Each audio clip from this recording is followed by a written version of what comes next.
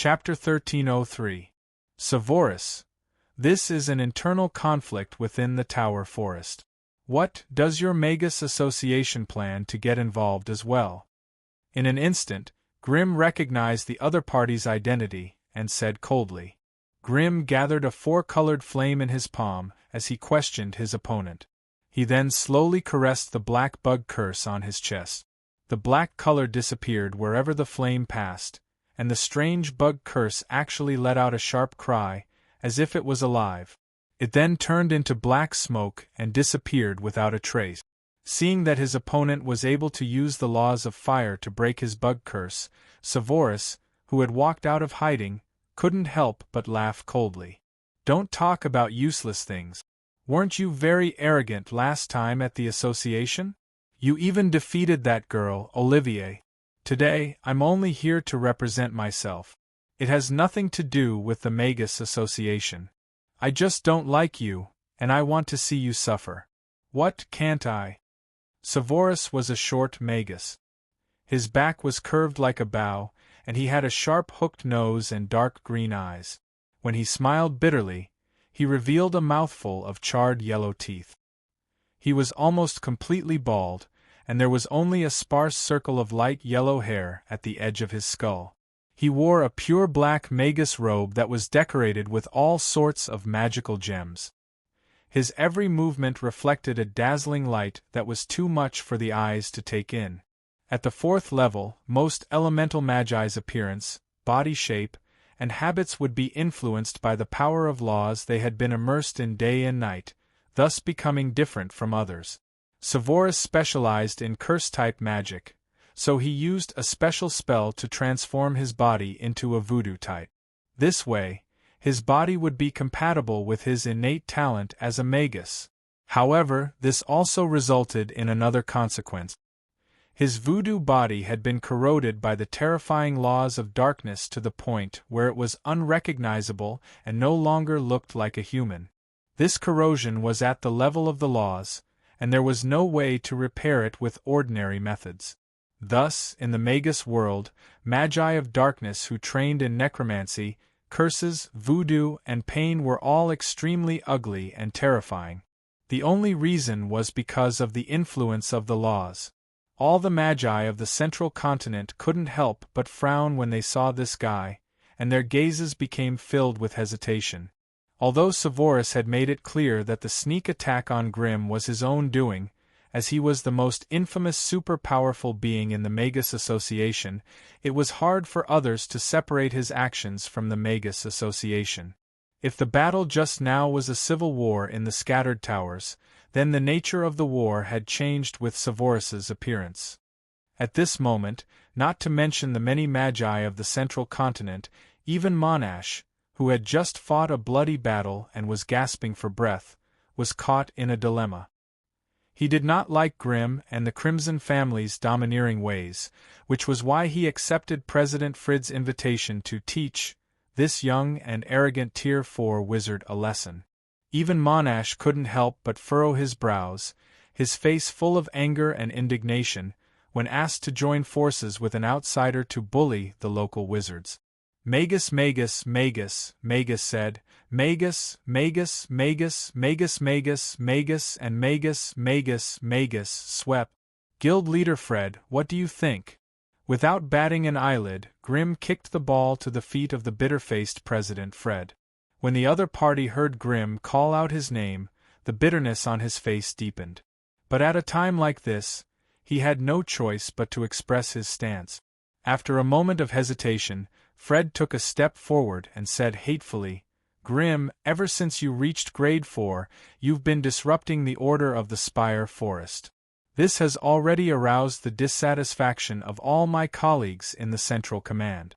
Everyone is gathered here to suppress your cruelty and recklessness, so I think Severus's participation in the war is understandable. Seconded.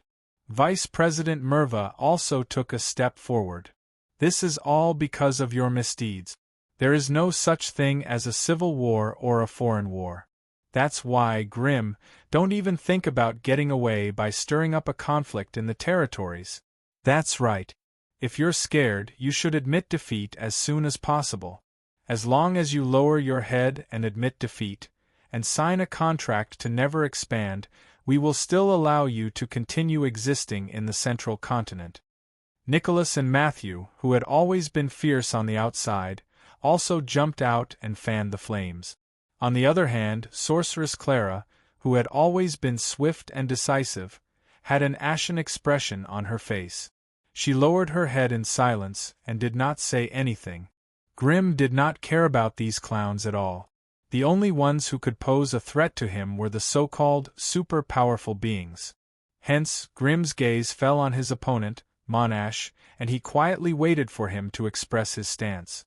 Using this opportunity, Monash's golden titan form had already healed the wounds on his body. The scarred giant's body was now as clean as new, sparkling like jade. He looked around the battlefield, and his tall and imposing body shook slightly. With a flash of dazzling golden light, he had already returned to his normal form of 3 meters tall. Monash spat hatefully, and his saliva flew out like a bullet, leaving a deep hole in the ground. I'm not as shameless as you. If there's a fight, it should be the wizards of the central continent. What's the point of calling a few outsiders? I'm not going to fight today. You can fight however you want. I'm not going to participate. After saying this, Monash did not look at Fred and the others, who were so angry that their faces had turned purple. He waved his sleeves and left, disappearing from the battlefield with a few leaps. Kakik, I didn't think that there would be some hot-blooded fellows in the central continent. If he wants to leave, then so be it. It won't affect anything. Come. You're Grimm, right? Come, let me play a few moves with you. This way, you won't have to rely on your 2 divine weapons to act all high and mighty in the central continent. Savorius turned his head and said, Hey, I helped you get rid of a huge problem today. Don't tell me you're just going to watch from the side? Come. Let's all attack together and beat this Grimm to the ground. As soon as he finished speaking, Savorius stretched out his shriveled right hand, which looked like a chicken's claw. In the blink of an eye, he drew 3 strange green runes in the air. As soon as the runes were completed, they emitted a gloomy green fluorescence and disappeared on the spot. Half a kilometer away, Grimm felt his molten body turn slightly cold, and 3 strange runes appeared on his tall body that was covered in raging flames. If it wasn't for the 4-colored protective barrier around his body that shot out the power of the law and time, the 3 runes would have penetrated his body and penetrated the core of his power. Beep. Host has been attacked by a cursed rune. Preliminary effects. Aging, blindness, and confusion. The rune attack has been blocked by the law barrier, and its effectiveness has been reduced by half. Host will suffer the effects of aging, constitution -5, blindness, unable to see, range of spiritual perception reduced by half, confusion, unable to lock onto vision, 50% chance of error in locking onto spiritual perception. Estimated duration of the curse. 7 seconds. Damn it, what a terrifying dark curse. One had to know that with Grimm's grade 4 magic resistance and powerful law barrier, most curses would not work on him. Even if they did succeed, they would not last more than 1/3 of a second. It was nothing like Savorius's curse, which was so powerful and lasted for such a long time. 7 seconds, and this was after the law barrier had blocked the attack, reducing the power of the attack by nearly half. Only then did it become 7 seconds. If it was an ordinary magus, these curses would probably destroy half of their vitality and turn them into a blind man or a madman, causing them to run amok on the battlefield. Savorius snorted when he saw Grimm's 4-colored radiance dispersing half of the curse rune's power. He grabbed a black wooden staff from the void and flashed to Grimm's side, shooting a series of shadow bolts at him. Grimm sensed his opponent's approach, but the moment the curse descended, his eyes seemed to be covered by a layer of black cloth, and he could no longer see the outside world. His spiritual perception was also messed up by the chaos curse, and it was difficult for him to determine if the target he had locked onto was a real enemy. Left with no choice, Grimm's body surged with flames, and he used Flame Leap to move 1,000 meters away. At this moment, Frida and the others who were at the periphery hesitated for a moment, but their expressions turned sinister. They took out their magic weapons and prepared to attack Grimm. On the other side, Mary, Arms, Shadow Fiend, Remy, and the huge puppet dragon naturally would not sit by and watch. They all spat out dazzling lights and charged forward. Seeing that everyone else had charged forward, only Sorceress Clara remained where she was with a deep frown. Frida could not help but speak sternly. "Clara, your Randner family is already at war with Grimm's Crimson family. Do you think you can still be kind? If you miss this opportunity, how are you going to fight against Grimm? Don't forget he's already a powerful being. If we don't work together, we'll only be defeated by him one by one." Clara's face twitched a few times, and her expression gradually became sinister and terrifying. "Grimm, if I help you now, we'll write off our previous grudges. How about it?" Sorceress Clara suddenly shouted loudly. The content of her words was so shocking that all the participants could not help but be stunned on the spot. "Damn, how could things be like this?" "Deal." Grimm laughed loudly. "Actually, I've always admired you, Sorceress Clara. It's my honor to be able to fight alongside you. I hope you keep your promise." "Humph." Sorceress Clara's expression turned slightly better. She whistled, and the red-eyed monkey that was originally crouching on her shoulder flipped out. Its body instantly expanded into a terrifying baboon, and it charged towards Frida and the others with a shrill cry. Chapter 1304. As soon as the battle began, Grimm summoned the Shadow Fiend in front of him without hesitation. The previous battle was a fair duel between two peak magi, so a puppet like the Shadow Fiend was not suitable to participate. Otherwise, even if the victor was decided, the Monash family's leader would not be convinced. In the future, even if Grimm had the power to unify the central region, he would still have a prominent position for the Monash family's leader. Let alone Grimm, even if others wanted to unify the central region, they would have to think of ways to rope in the leader of the Golden Clan who had heaven-defying strength. After all, the other party's strength was the strongest guarantee of his position. Therefore, if Grimm wanted to convince his opponent, he couldn't do anything that would infuriate him. Now, his opponent was Sevorus from the Magus Association. This way, the nature of the battle would change. The two of them were no longer competitors, but true enemies. If he held back now, he would only be ridiculed by the opponent. Therefore, as soon as he sensed the power of Sevorus' curse, Grimm summoned the Shadow Fiend in front of him. As soon as the Shadow Fiend's dark and misty aura appeared, Sevorus immediately sensed it. He immediately opened his mouth, which was full of withered yellow and scattered teeth, and laughed coldly. "Shadow puppet? Hee, Grimm, don't think you're the only one with something like this." As soon as he finished speaking, the shadows behind Sevorus fluctuated, and a familiar energy aura spread out. The Shadow Fiend, who was hiding in the shadow under Grimm, opened its dark eyes and carefully scanned and sensed the shadow behind the cursed sorcerer. Sure enough, in the dark and deep shadow space, it sensed a strange figure that it could not be more familiar with. The opponent also had a shadow puppet, and judging from its aura, it was a rank 4 shadow puppet. The Shadow Fiend's dark eyes immediately lit up. It jumped out without hesitation and took the initiative to challenge the hidden opponent. Two balls of black flames lit up in the shadows behind Sevorus. A strange fellow that was equally tall and made of shadow steel opened his eyes and revealed a cruel smile. Then, he slid out. On the huge battlefield, witchcraft was flying everywhere and flames were burning everywhere. As they swept across the sky, they would also leave fragmented afterimages in this space. As for these broken shadows, some were as large as millstones, while others were as small as needles. They became the battlefield where the two shadow puppets chased and killed each other. Their figures would not be revealed in front of people, but they would quickly jump and chase each other in the shadow space.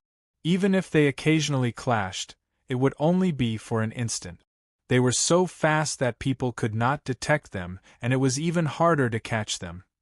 They were like two ghost assassins without bodies, frantically chasing and killing each other. The small energy storms that erupted in the shadow space outlined the path of their chase and killing, but also revealed the fierceness and danger of their battle. The same unfathomable dark techniques, the same indestructible metal body, and the same fearless killing methods. It was precisely because they were of the same origin and had too many similarities that their battle to the death became exceptionally difficult. In fact, it even became an extremely bitter battle. But on the whole, the Shadow Fiend still had the upper hand. The reason for this was that it had 2 rank 4 magic tools, while its opponent had nothing. All it had was a shadow puppet that had outstanding craftsmanship. Seeing the Shadow Fiend being defeated by the shadow puppet, Grimm could only sigh helplessly. After all, the Shadow Fiend had already shown off in front of the Magus Association. If the other party did not take measures to counter it, then even he would have to look down on the Magus Association. The Magi were all fighting in pairs, especially around the rank 4 Thunder Dragon. There were all sorts of strange summoned beasts and wizard beasts surrounding it, each with their own methods of killing. Although their strength could not compare to the Thunder Dragon, they gathered in groups and did not fear death. The Thunder Dragon roared repeatedly, but it could not escape. Mary, Remy, the Plague Spirit, and the clumsy Puppet Dragon had to face 5 rank 4 Magi. The situation was extremely dangerous. Frid, Merva, Nicholas, Matthew, and Fabrice, none of these 5 were good at fighting. They used their summoned beasts and wizard beasts to tie down the Thunder Dragon, which was the strongest among them, while they focused their attacks on Mary and Remy. This instantly put the 2 Magi in an extremely dangerous situation. At this moment, the Carrara witches actually changed sides, leading the Berserk baboons to resist the attacks of Frid and the others. This indirectly alleviated the crisis of Mary and the others' rapid defeat. Although Remy and the Puppet Dragon were both at rank 4, they were clearly no match for a bona fide Tier 4 sorcerer in terms of strength.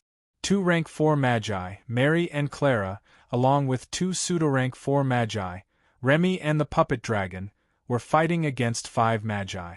One could imagine the difficulty and thrill of the situation. However, no matter how intense the battle was, it was only a side battlefield. The true deciding factor of today's battle was still the 2 super powerhouses. Ordinary Magi did not have the qualifications to participate in this battle. Grimm was currently in a very bad state. Sevorus' curse had extraordinary penetrative properties. Even with the protection of the 4 Law of Fire, Grimm could not escape. The aging curse could reduce vitality, the weakening curse could reduce strength, the blinding curse could reduce perception, the slowing curse could reduce speed, the chaos curse could disrupt one's consciousness, the herpes curse could cause a large area of the target's body to develop blisters, the insect curse could absorb a portion of the target's magic energy and turn it into insects that would eat the target's flesh, the tongue curse could enlarge the target's tongue and fill their mouth, causing them to lose the ability to cast spells. The madness illusion could cause the target to hallucinate, causing them to act crazily. As a super powerhouse, Sevorus was most proficient in using a series of curses to turn his enemies into soft-footed crabs, then using various powerful magic wands or staffs to put them down. The reason why Sevorus was so frightening was because he had a powerful tool that was completely compatible with his soul, the Book of Curses. It was also a Tier 5 soul equipment. Sevorus held the Book of Curses in one hand while drawing lines in the air with the other. Every time he condensed a curse rune, it would instantly disappear and reappear on Grimm's burning body. Grimm was already sick of these curses that could not be defended against. He roared loudly and condensed one crimson fireball after another between his palms, then threw them at his enemy. Every time this happened, Sevorus would turn into billowing black smoke and disperse, before condensing his body in another area. Like most elemental magi who could transform their bodies into energy, Severus did not have any vital points, so he naturally did not fear the fireball. However, just because he did not fear fire didn't mean he did not fear the law of fire. The greatest characteristic of the power of laws was its exclusivity. Once a certain law gained the upper hand in a certain area, it would naturally begin to infect the laws of the surrounding planes, trying to assimilate them. This was a characteristic of laws, as well as their instincts. It could not be suppressed. Hence, when the law of fire swept across the horizon, even Severus' law of curses had to retreat, and he had no choice but to gather even more power to resist it. However, the innate nature of the law of curses was that it could not compare to the law of fire's ferocity and violence in a head-on confrontation. Hence, even though both sides were evenly matched on the battlefield, and the power of laws was locked in a stalemate, Grimm still had the absolute upper hand. He used ferocious and berserk fire spells to chase Severus around, and he couldn't find a foothold. Grimm's molten giant was like an indomitable god of fire. His body was surrounded by blinding golden flames, and the entire area was filled with extreme heat that could corrode bones and flesh. He raised his hands and threw a series of lava fireballs, instantly engulfing a certain part of the battlefield in a terrifying wave of flames. Every time Severus got close to his body, Grimm would raise his huge lava hand and slap it down. In the wave of magic flames that soared into the sky, the black smoke that Severus had turned into was smashed into pieces. When he charged out of the sea of fire with great difficulty and reformed his body somewhere else, the black robe on his skinny, hunched body was already tattered and could hardly cover his body. Cough, cough, cough. Damn it! Severus coughed violently, coughing out the shockingly high temperature and annoying flames from his lungs. Only then did he feel a little better. Out of the few laws of fire that Grimm had grasped, there was an extremely rare flame invisibility. It could conceal one's body with a fire spell and cast it on the enemy without anyone noticing. It was because of the existence of this strange law that Severus's battle was so difficult. Once the strange law of fire invaded one's body, even Severus would have to expend a lot of effort to expel it from his body. During this period of time, even a rank 4 curse wizard like him would have to turn pale at the thought of the flames attacking him from both sides. Damn it, didn't Grimm advance only 200 years ago? Why is he so adept at using the power of laws? Bastard, bastard, I've been tricked by those old foxes from the headquarters again.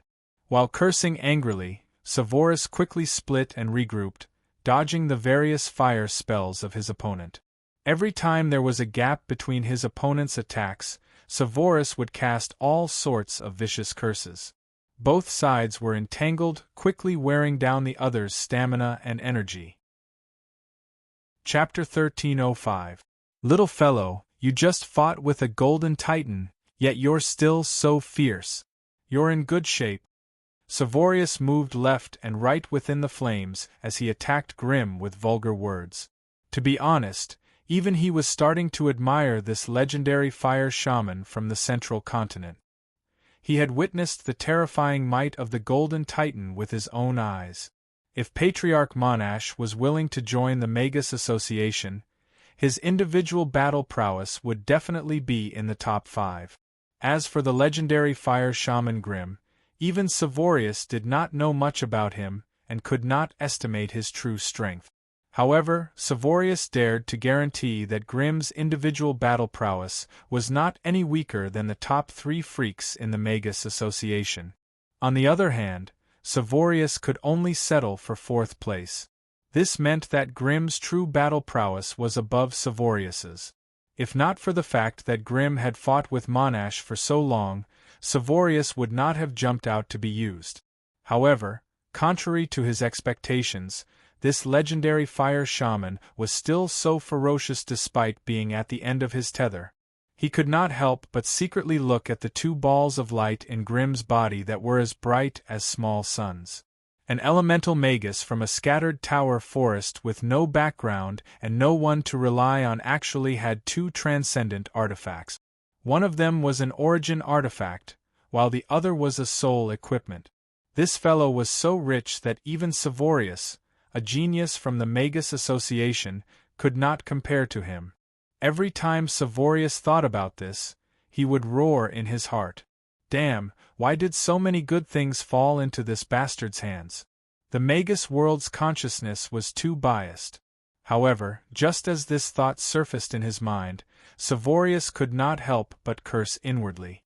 This was not the outer realm, and the consciousness of the plane could not do anything about it.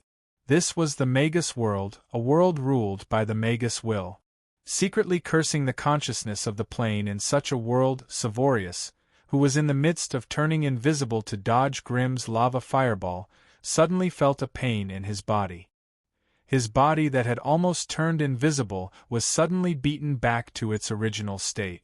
The few wisps of plain law aura in his body had unexpectedly fused together, breaking through the restraints of the power of the curse and causing a ruckus. That was why his voidification failed. Plain consciousness, you bastard. Savorius' expression changed drastically, and he didn't even have time to use other means to escape before he was hit head-on by the lava fireball. Violent and ferocious magic flames scattered in all directions, riddling Savorius' thin body with holes. As for the boiling hot magma inside the fireball, he accepted all of it without leaving a single trace behind.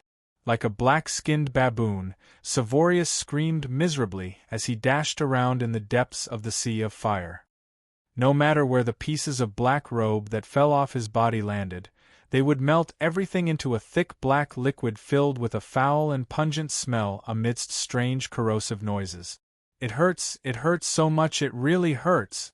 Savorius howled for a long time before using a massive amount of curse power to neutralize the law of fire that had invaded his body. However, just as he resolved his internal problems, he felt the sea of fire around him suddenly stagnate. Savorius turned around in horror, and what he saw was a huge lava palm that almost covered his entire field of vision. Bang! With an earth-shattering sound, the lava palm fell from the sky and slammed Savorius into the ground below him. Flames surged and lava surged on the giant lava palm, quickly scorching the entire ground. Even the void became distorted and blurred amidst the crackling sounds of burning. Sizzle, a strange sound rang out, and large clouds of black smoke escaped from the gaps in the lava palm, escaping in all directions as if they had a mind of their own. After a while, they reformed a kilometer away from the lava giant, revealing Savorius' miserable and broken body. Bastard! Bastard! How dare you destroy my body? I'm going to curse you. While angrily cursing Grimm, Savorius reached out and condensed the Book of Curses out of thin air. However, as soon as the thick Book of Curses entered his hand, he suddenly stopped cursing. The Book of Curses in his hand, which had a black cover with red edges and a long string of twisted and crooked mysterious runes engraved on its cover, had actually been damaged. Perhaps Grimm's molten giant's attack was too violent, but the Vulcan orb's law of fire had actually invaded the Book of Curses' main body. The left corner of the Book of Curses was visibly scorched, and some of the pages were smoking as if they were on the verge of being ignited. My Book of Curses. I'll curse you for 10,000 years. The Book of Curses was Savorius' soul equipment, and the damage to the Book of Curses meant that his soul was damaged. Any damage to one's soul was not to be underestimated. Hence, Savorius no longer dared to act recklessly.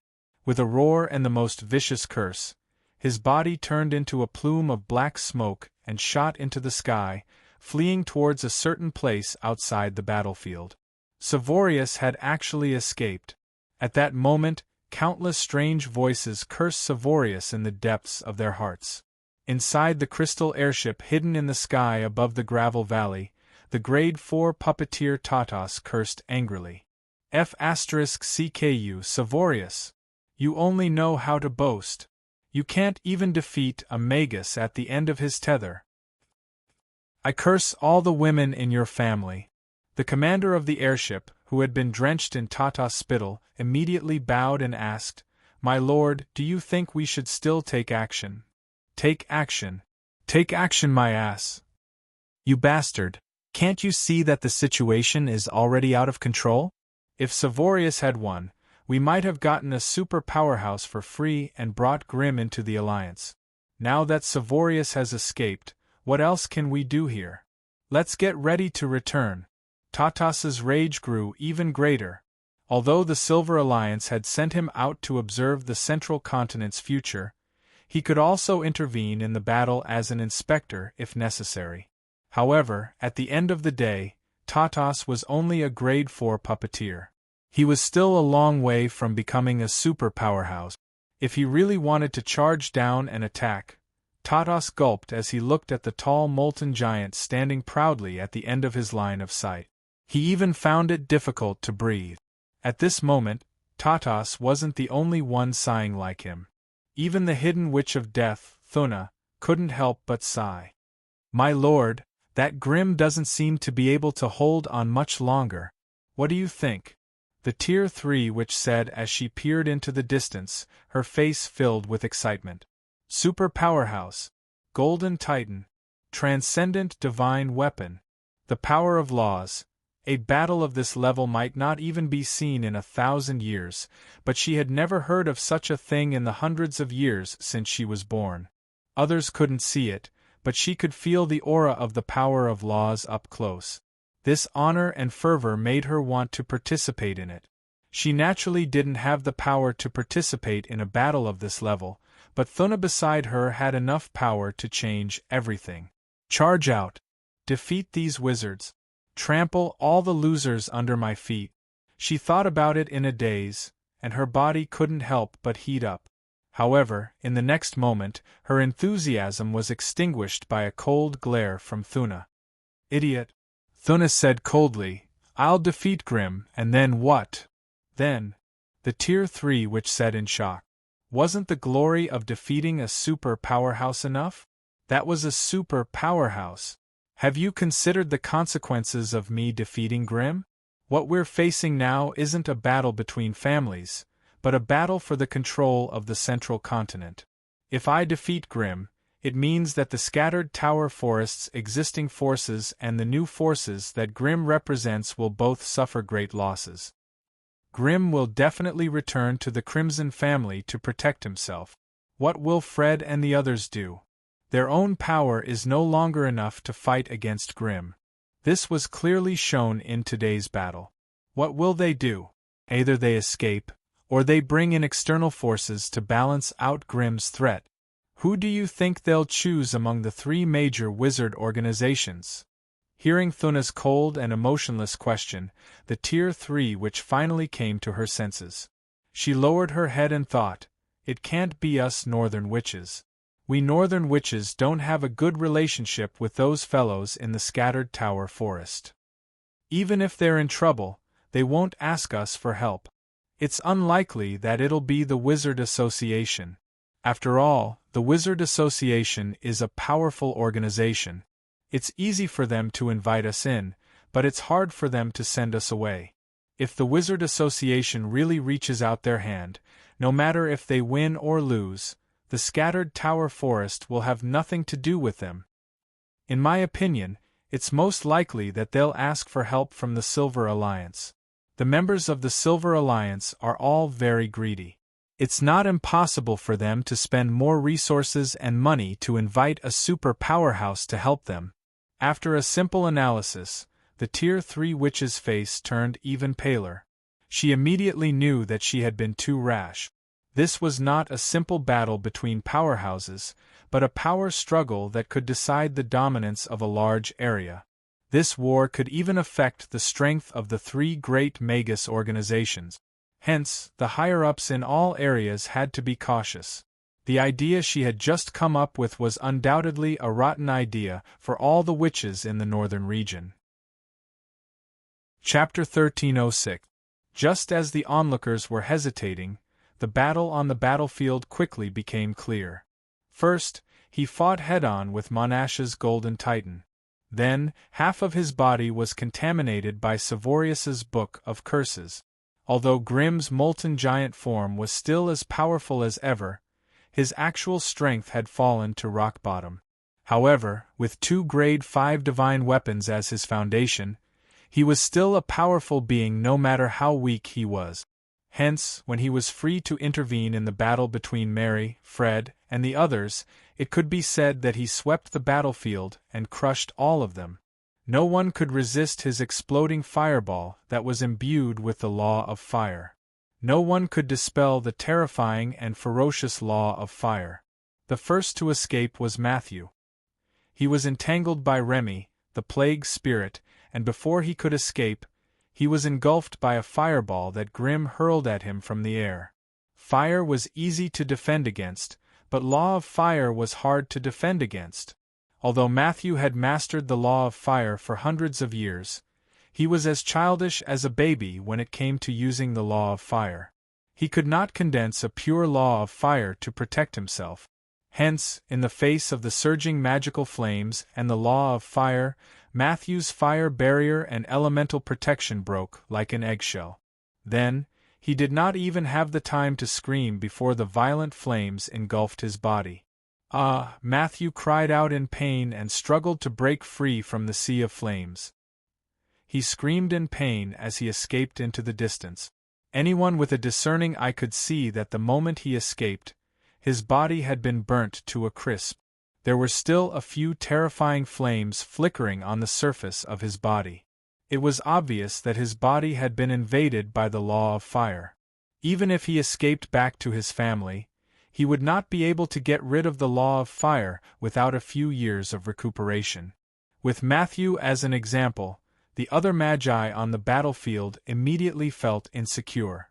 The second to be targeted by Grimm was Elder Nicholas, who had always been hostile to the Crimson family. In the past few conflicts between the scattered Tower Forest and the Crimson Empire, Elder Nicholas' figure could be seen behind the scenes. The other party was obviously afraid of Grimm as well. As soon as he saw Grimm's burning eyes glancing at him, he immediately crushed a scallop-shaped wizard artifact in his hand without hesitation and disappeared into the surging fog. He had really escaped, because even his soul aura had completely disappeared from the battlefield. It was as if a bomb had been turned on, and the rest of the wizards panicked even more. Before Grimm could turn his cannon around, they had already escaped from the battlefield one by one. In the end, the only one left was the body refinement sorcerer Fabris, whose face was ashen and eyes were filled with panic. Fabris was a typical anatomy refinement sorcerer. He did not have as many sorcery techniques as elemental sorcerers and could move around in an instant. Shurfeng tried to flee the battlefield, but the Tier 4 Thunder Dragon, Arms, had him pinned down. His panicked state of mind prevented him from tangling with the Tier 4 Thunder Dragon. On one hand, he had to be wary of Grimm's invisible fireball, and on the other hand, he had to find an opportunity to escape the battlefield. Before he could find an opportunity, he was besieged by Mary and Witch Clara. The Tier 4 Thunder Dragon Arms, Blood Queen Mary, and Witch Clara. Under the combined attacks of the three, Fabris, who had a body of steel, was unsurprisingly defeated. He was very lucky not to become a victim of Grimm's law of fire. But at the same time, he was also very unlucky to become a test subject for the law of thunder, Blood Queen Mary, and Witch Clara's law of darkness. Thus, Fabris screamed miserably as he fell from the sky, creating a deep crater on the ground. His body was wrapped in dazzling lightning, and the wounds on his body were bright red and glaring blood. In the middle of his forehead, a pitch-black and deep strange rune appeared, making his consciousness even more muddled and chaotic. A physique refinement sorcerer that focused on strength had short legs, and was not as fast as Mary, who focused on agility. Thus, he became the only high-ranked captive in this unparalleled battle in the central continent. When the battlefield was cleared, Witch Clara slowly floated away from Mary and the others, silently watching Grimm, who had turned into a molten giant. She could sense that he was already riddled with injuries and his spirit was dispirited. But under the cover of the surging flames, No one could see Grimm's true condition through the protection of the law. Thus, they had no way of knowing how serious his injuries were. Whether it was a normal small injury, a serious injury that damaged his body, or a super-serious injury that affected the source of a sorcerer, the true condition of Grimm would affect the attitude of the major factions towards the Crimson family in the future. If it was in the past, Clara would have used all her strength to beat this legendary fire wizard until he was lying on the ground. But now both sides were in the same boat. Even Clara could not help but worry about Grimm's injuries. However, other than being concerned, Clara was also carefully guarding against Kieran. After all, there had been too many conflicts between the two sides. Even if they had reached an agreement on the battlefield, it was still uncertain whether the other side would accept it or not. Thus, which Clara could only retreat to the side and silently wait for Grimm's response.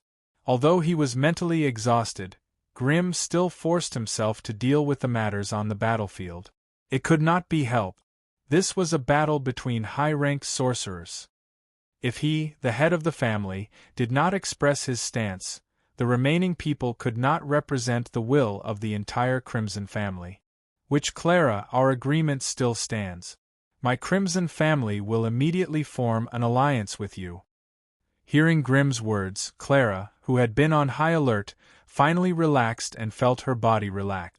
Although these Tier 4 sorcerers usually acted high and mighty, if they chose the wrong side when it came to a crucial issue, even an ancient family with thousands of years of history and a majestic foundation would be reduced to ashes in an instant, leaving not a single tile behind. The danger of a battle between high-ranked sorcerers was not any less than the plots and schemes between apprentices. If the latter were to fail, the worst that could happen would be the death of one person. However, if the former were to fail, a large family with thousands of people would fall apart. Anyone who had a trace of bloodline with the loser would not be able to escape the fate of being exterminated. As for the change of dynasties in the mortal world, the number of people that would be implicated would be even more terrifying. Although the cause of the entire incident was the battle between the Crimson family and the Ranner family, it had developed into a battle for dominance between the Crimson family and the established forces represented by the Crimson family. Which Clara had switched sides at the crucial moment and stood on the right side. This undoubtedly protected the rights of the Ranner family to continue passing down their lineage. As for the escaped freed and the others, as well as the captured Fabris, their families immediately fell into a precarious situation. Whether they survived or perished, whether they lived or died, all depended on Grimm's decision. Mary, stay here and take care of the matters on the battlefield. There's no harm in listening to which Clara's opinion on the follow-up matters of the Central Continent. I won't be staying here any longer. Grimm gave a simple explanation and swept his gaze across the surrounding areas of the battlefield. After confirming that he did not miss anything, his body suddenly exploded into a huge ball of flames. When the flames slowly dissipated, Grimm's traces could no longer be found at the scene. Within the blazing flame throne, Grimm, who had returned to his human form, stumbled into Alice's arms as soon as he appeared. Large amounts of purplish-black blood spurted out from the numerous wounds on his body, dyeing the two of them in a flash. Grimm had fainted the moment he teleported back. Helen, hurry up and help. Alice resisted the discomfort of the putrid blood and yelled urgently. I'm coming, I'm coming. How did this fellow make such a mess? The power of law in his body is so chaotic. Helen, who had a pair of thin wings, pointed the magic wand in her hand at Grimm and cast a levitation spell. Unfortunately, as soon as the magic light entered Grimm's body, it was shattered by the chaotic power of the laws within.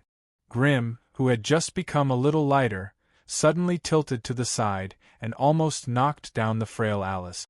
Helen, are you going to help or cause trouble? Seeing that her lover was so badly injured and miserable, tears welled up in Alice's eyes. She lost her usual patience and calmness. The power of law in his body has gone out of control. My magic can't work on him anymore. Little Helen, who had always been carefree, felt so wronged that she almost burst into tears after being lectured by her usually amiable contract companion. At this time, it was Lucia, who had been watching silently from the side, who could not stand it any more. Arcane Enhancement, an instant cast rank 2 arcane spell instantly increased Alice's vitality and strength by more than 5 points. Relying on this bit of arcane enhancement, Alice barely managed to lift Grim up and carried him to the big bed in the residence. After placing him down steadily, Alice gently took off her robe and finally could not hold back the tears that she had been suppressing for a long time. Grim originally had a majestic body that was not any weaker than a rank 2 anatomy refinery wizard. However, at this moment, his body was riddled with wounds and his flesh was a mess.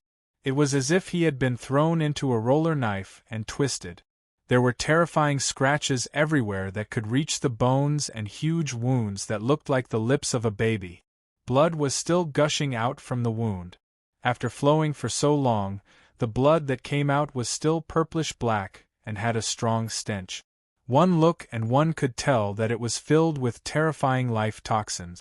What was more terrifying was that all the wounds that could be seen with the naked eye were wrapped in strands of black gas. Many parts of the flesh had turned black and green, emitting a horrible smell similar to the stench of a corpse.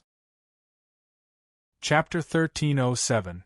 If Grim's injuries were just ordinary elemental injuries, no matter how serious his injuries were, even if he was on the verge of death, as long as he drank a bottle of powerful healing potion, he would still be full of vigor and vitality the next day.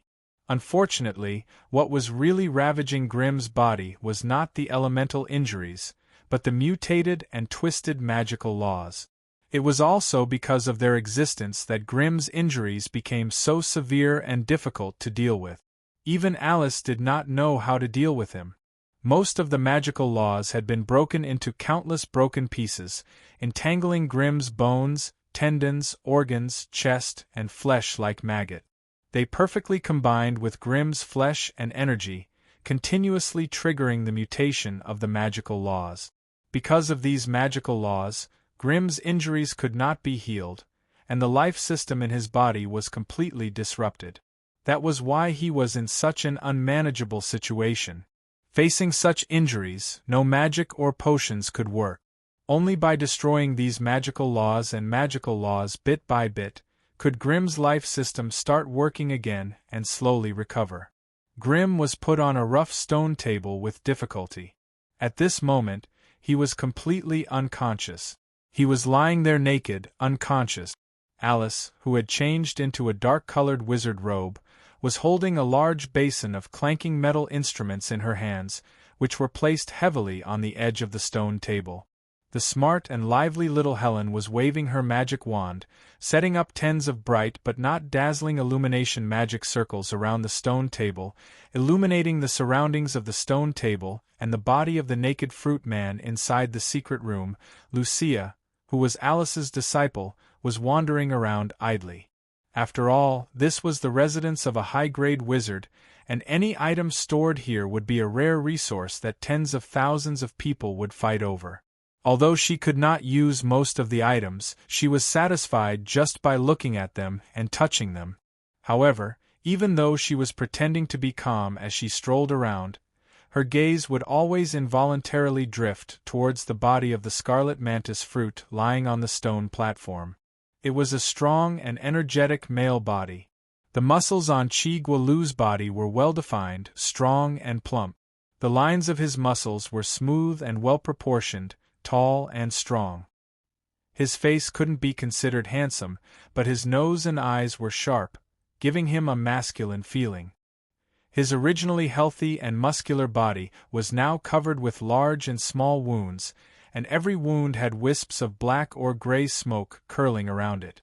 Every time the muscles near the wound pulled out a thin granulation, trying to wrap around it and heal, the smoke would swarm up and release a series of light explosions.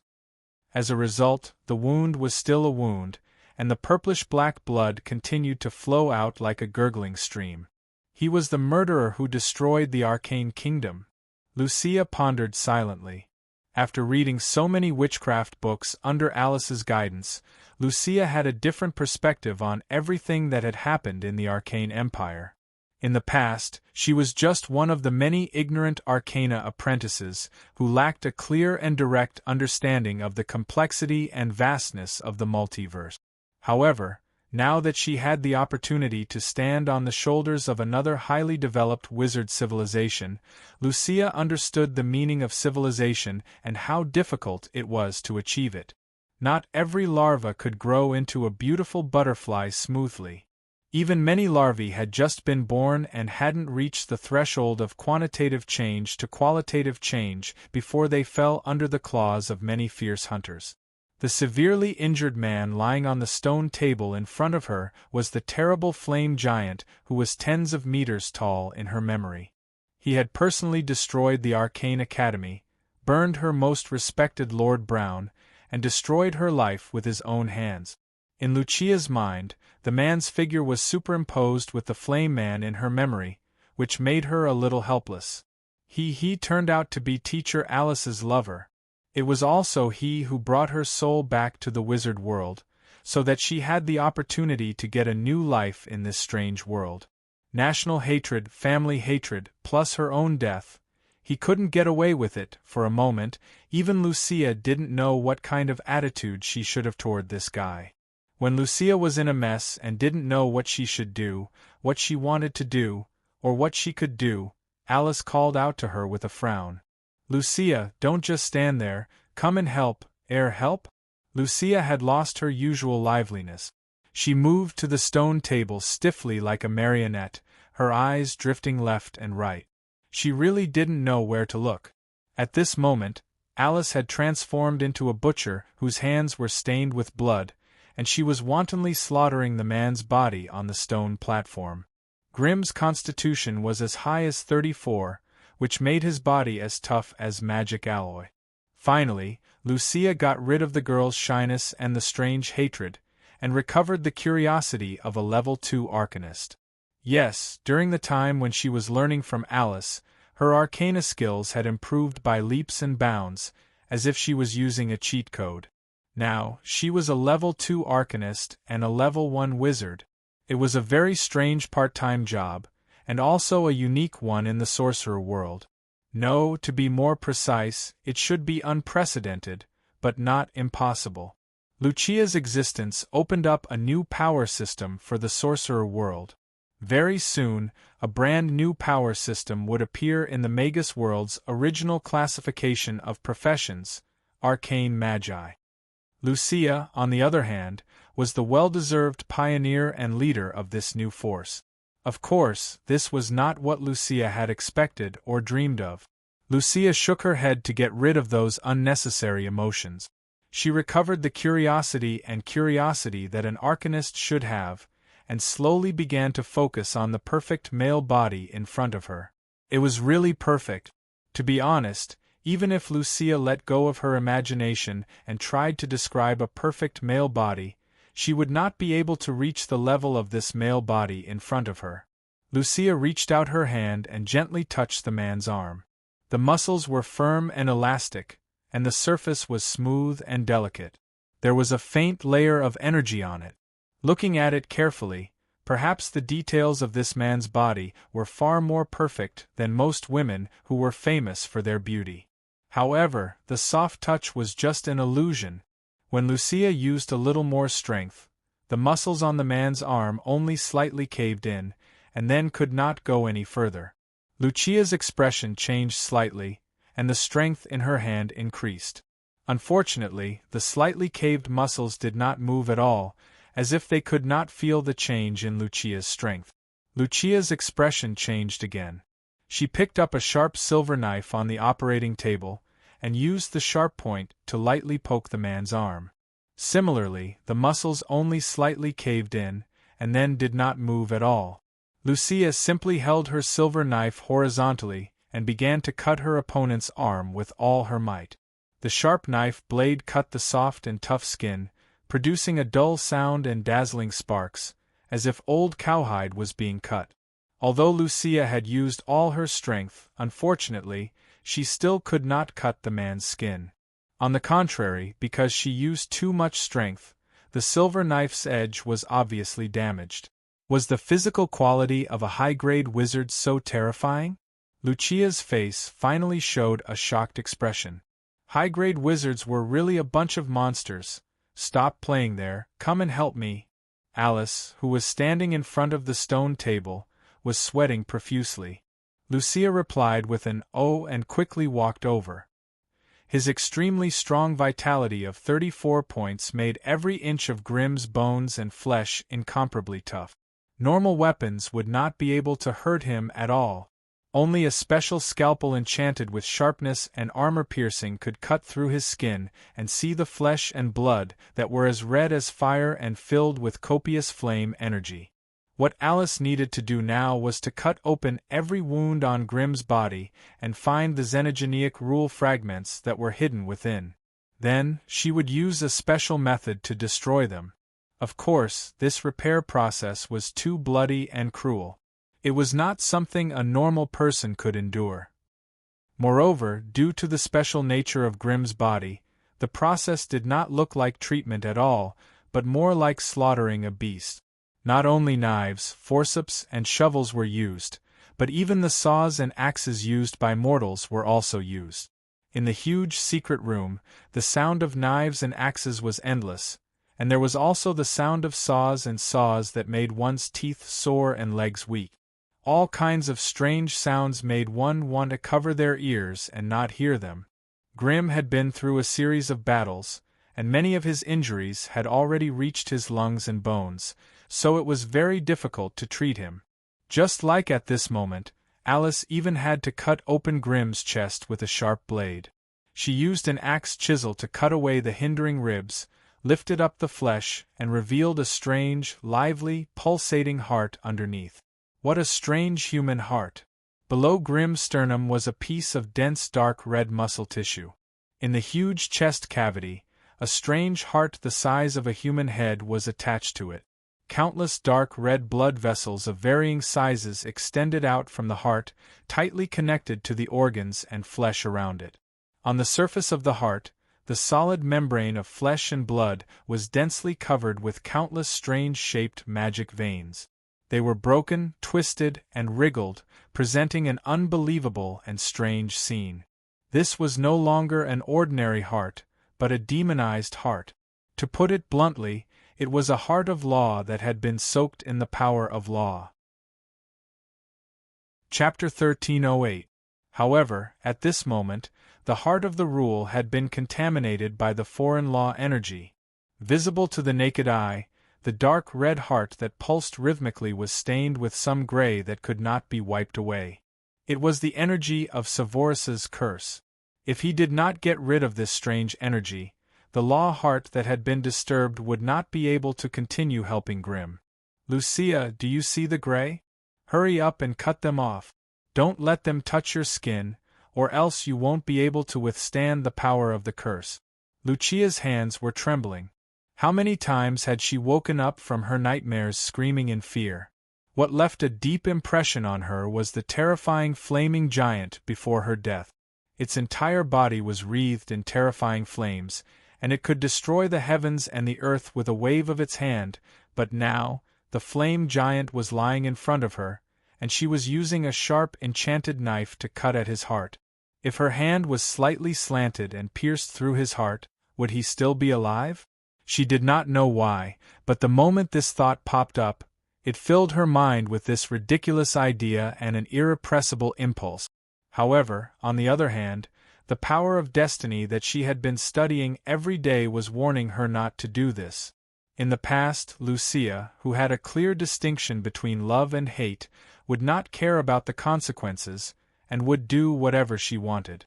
But now, after being immersed in the power of destiny for so long, she had unknowingly developed a habit of following the will of destiny and letting destiny decide everything for her.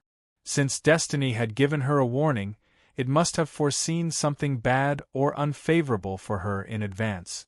What could it be? Lucia thought silently, but her hands did not slow down at all.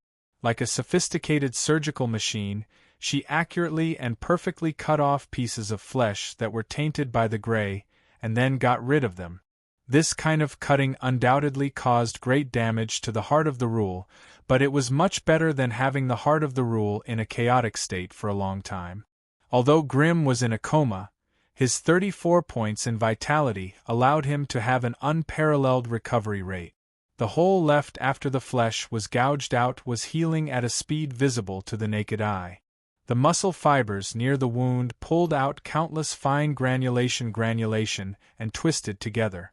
It was as if every strand of flesh and every piece of bone in this body had its own thoughts and consciousness. It made one feel that every high-ranked magus was an out-and-out monster. He was a monster, both physically and mentally. When Lucia finished repairing Alice's body with all her might, she straightened her back and wiped off the cold sweat on her forehead. She had an inexplicable epiphany. The destruction of the arcane kingdom was not the fault of human beings, but the inevitability of the development of civilization. Upgrading one's own civilization when it was not ready would naturally attract the attention and devastation of thousands of predators.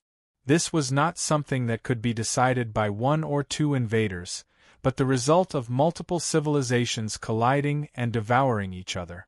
In her eyes, that flame giant might be ridiculously powerful and insufferably valiant, capable of destroying the heavens and the earth with just a wave of his hand or a kick.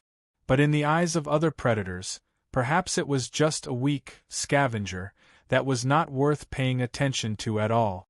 Therefore, it was simply a cowardly act for her to put the hatred of the destruction of the arcane kingdom on one person. Because she did not dare to challenge many powerful beings, nor did she dare to be the enemy of the whole world, so she could only concentrate all her hatred and pain on one enemy. The more thoroughly Lucia understood her heart, the more intense the pain she felt. The courage to be the enemy of the whole world, and to challenge all the powerful beings that had invaded the arcane kingdom was not something that she, a little level 2 arcanist and level 1 wizard, could bear. However, whether she had the strength to take revenge was one thing, whether she dared to let out the roar from the bottom of her heart was another matter. If she did not even have the courage to face the enemy and let out a roar of revenge, then what was the point of her existence and her persistence? Therefore, when the energy of the heterogeneous law in his body was removed one by one, Grimm, who finally got rid of the control of the heterogeneous law, slowly woke up from his coma. However, when he opened his eyes, the first thing he saw was an incredible scene. A young and beautiful girl, whose eyes were burning with the flame of revenge, clenched her fists and screamed at him, "When I'm strong, I'll definitely challenge and defeat you." Then she turned around and ran out of the secret chamber. Grimm had a good memory. He could see very clearly that the other party's clothes, hands, and cheeks were still stained with blood from the surgery, and that the other party's pretty and tender face was also vaguely familiar. Grimm, who was confused, raised his head reluctantly, ignoring his chest that had been cut open and his body that was full of holes. He looked at Alice, who was next to the stone table and was covered with blood and looked tired. "Don't look at me, I can't control this girl." Even though she was extremely tired, when Alice saw Grimm, who had regained his consciousness, there was still a sweet smile on her face. "You've worked hard. Go and rest, leave the rest to me." Grimm glanced at Alice with a pained expression and comforted her gently. Indeed, for a high-ranked magus like him, as long as his soul had not been destroyed by the enemy, he had many ways to recover. However, with his current rank as a magus and the serious injuries he had suffered, this recovery process could take decades, or even centuries. Apart from that, high-ranked magi had already excavated the potential of their bodies to the extreme. Healing potions that could heal the dying in the past were not very effective on them. Ordinary injuries could not leave a mark on their bodies, and once they were injured, it meant that the damage was caused by the law that was difficult to completely remove. Now that Grimm had regained consciousness, the follow-up treatment was naturally up to him. This would undoubtedly be an extremely long process that would consume a lot of precious resources. AI chip, immediately perform a full-body scan and formulate a treatment and recovery plan. Beep. Command received. Currently performing a full-body scan. Very soon, a three-dimensional projection appeared. The AI chip had marked the most severely damaged parts of the body in dark red and light red, and on the screen at the side, there was a detailed list of the corresponding treatment methods. Seeing the densely packed red regions and the list of resources, Grimm let out a deep sigh. He could only revise the family's medium and long-term development plans, giving himself 100 years to recover. He had no choice. The injuries he had suffered were just too serious. Fortunately, he had won this battle, or else his recovery would have been a long 300 years. Grizzly Hills, Giant Castle. As the territory of the Gaia family that had been passed down for thousands of years, Giant Castle was a famous place in the central continent, and even in the entire Magus world. Ever since a certain Magus ancestor had accidentally discovered a well-preserved corpse of a Titan during an expedition to an ancient ruin and successfully extracted a complete bloodline from it, the Gaia family had skyrocketed, becoming the most famous bloodline family in the central continent. Unlike elemental magi, bloodline magi, and especially bloodline families, relied more on the purity and growth of their bloodline. These 2 points were extremely difficult to control. The more potential a bloodline had, the more difficult it was to reproduce. This was a chronic illness that plagued all bloodline families, restricting their further development. Although they had incomparably powerful individual battle strength, they were ultimately unable to grow into a large organization due to their small numbers. Monash? Although the Gaia family's individual battle strength was at the top of the central continent, there were only 7 bloodline magi in the entire family. It could be said that there was only one bloodline magus. The slightest disturbance could cause this bloodline family to be severed, and they would lose their bloodline inheritance. In this family, Monash was the most powerful. Gaia undoubtedly had unparalleled absolute authority, and was the biggest protective umbrella that supported the Gaia family. But today, the entire giant castle had sunk into a gloomy fog. Because of Monash? Gaia was injured. The patriarch was injured? If such a cold joke were to be said in front of the Gaia people, they would definitely scoff at it and give it a good beating. But today, it had become a bloody reality, causing all the people of Gaia to become anxious and uneasy. In a secret room in Giant Castle, 2 middle-aged magi, a man and a woman, stood in the middle of the secret room, frowning miserably. As for Monash, the Gaia patriarch was half lying on the bed. All right, it's just a small injury. Look at how nervous you all are." Although Monash had returned with injuries, his expression was still calm and composed, as if he didn't care at all. "That's right, after I left the battlefield, how did it turn out?" "My lord, the result is very unexpected." The middle-aged male warlock stepped forward and reported, "After you left, that legendary fire warlock defeated Savorius and forced him to flee the battlefield." Monash's expression changed, and he slowly sat up straight. "You mean that the Scarlet one?" "Yes. According to the reports of our informants there, which Clara changed sides at the last moment and chose to help the Crimson family fight against Fred and the others. In the end, they won. All the rank 4 magi fled back to their families, and the troops they left behind on the battlefield became prisoners." Monash, who no longer cared about the details, fell into deep thought. The 2 core members of the Gaia family looked at each other, bowed, and retreated. "The world is about to change." After a long time, Monash Barbarian finally spoke. Gaia let out a sigh. Now that there were no outsiders, he no longer tried to hide it. Without the suppression of the bloodline power, Monash was no longer a threat. 2 or 3 clusters of golden flames appeared on Gaia's sturdy body and burned with a sizzling sound. Damn Grimm, why is his law of fire so difficult to deal with? Chapter 1309. Scattered Tower Forest, Magic Cave. This was a secret location deep underground, one of the dozen or so secret strongholds established by the Magus Association in the Central Continent. The entire Magic Cave was a winding underground maze that connected 5 secret residences. There was a large amount of rare materials and resources stored inside. However, at this moment, the place was filled with mournful cries that sounded like the wails of wolves and ghosts. In the largest and most luxurious magic room in the Magic Cave, Savorius, who had turned into a cloud of black smoke, rolled and trembled violently.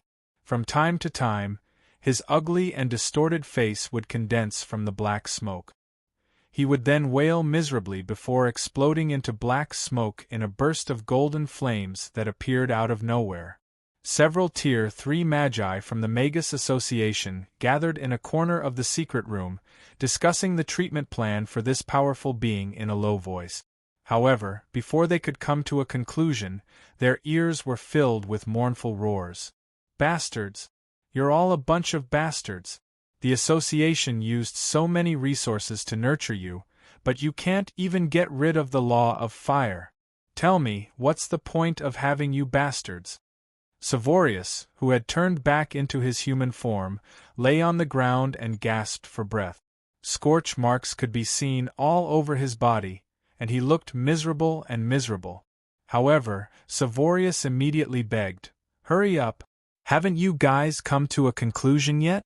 Hurry up! That bastard's law of fire is about to flare up again." Before he finished speaking, flames burst out from Savorius' emaciated body, and raging flames surged. In the blink of an eye, his body was blown into pieces, and once again dissipated into rolling clouds of black smoke. 4 Law of Fire. At least 4 law forces are entangled together. The Tier 3 Elemental Magi frowned, helpless against the thorny situation before them. Law forces couldn't be eliminated by ordinary potions. They needed a high-grade power of the same level to counteract it. Although there were alchemists, enchanters, alchemists, and summoners present, none of them could do anything about the law power that only Tier 4 Magi could touch and control. Finally, Savorius survived the explosion of the law of fire and condensed his body again. He screamed crazily, "I want to leave and return to the Wizard Association. Hurry up and open a portal for me. I have to leave." The wizards of the association glanced at each other and opened a teleportation gate in the middle of the secret room that led to the east of the continent. Savorius almost crawled into it. After the portal slowly disappeared, a middle-aged wizard frowned and said, "Lord Savorius is gone. What about the Central Continent? This time, we have shed all pretense of cordiality with the Crimson family. What if? So what if we fall out? Do you think he dares to bring people to fight us?" Another wizard said angrily. "That's hard to say. If they really come knocking on our door, we can't just let the Sorcerer Association's forces in the Central Continent be wiped out by them. I suggest that everyone scatter and hide for now. The entire Central Branch should go into stealth mode." "Seconded." "Agreed. All right, let's do that. Everyone, split up and get ready." After the wizards finished their discussion, they exploded into thick fog of different colors and disappeared from the secret room. The battle in Crushed Stone Valley had shaken the Central Continent to the point that it was no less than a super earthquake. The appearance of a super powerful being had ignited the passion and glory of the Central Continent's wizards. Countless wizards were spreading the news, and countless wizards were secretly inquiring about it. There were countless versions of the story of the Battle of Crushed Stone Valley.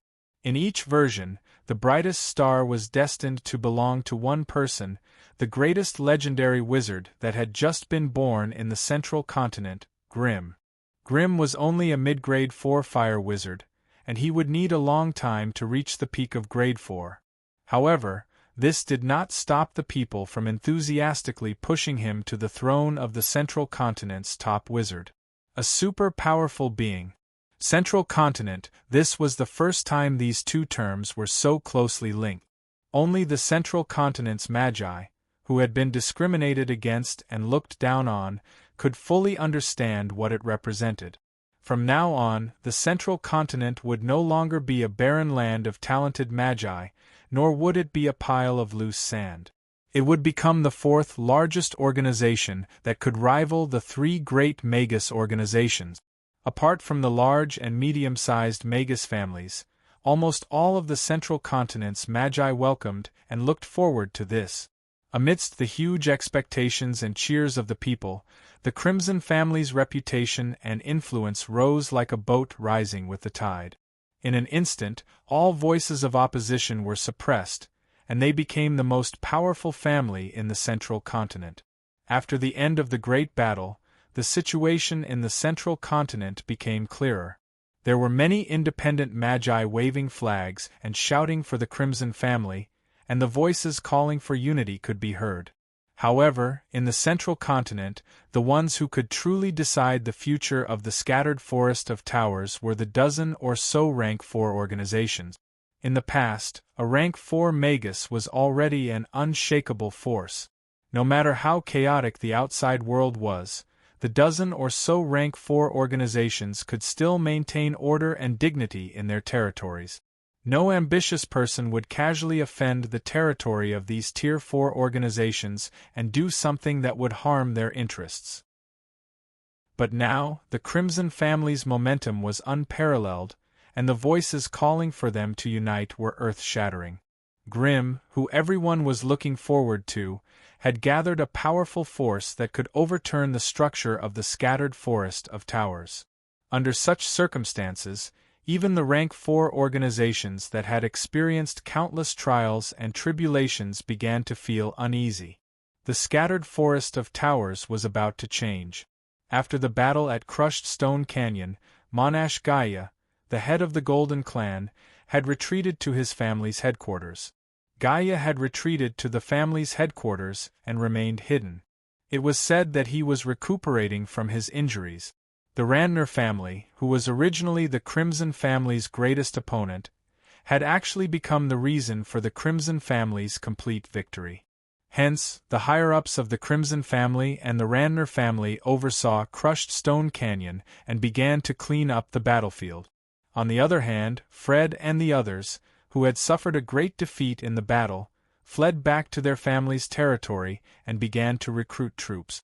The 4 of them issued a joint statement, declaring that they would not accept the Crimson family's tyrannical rule and that they would fight the Crimson family to the death. However, although they issued the statement, they did not take any action. Instead, they secretly contacted the other rank 4 magi who had yet to participate in the battle, hoping to pull them into their camp.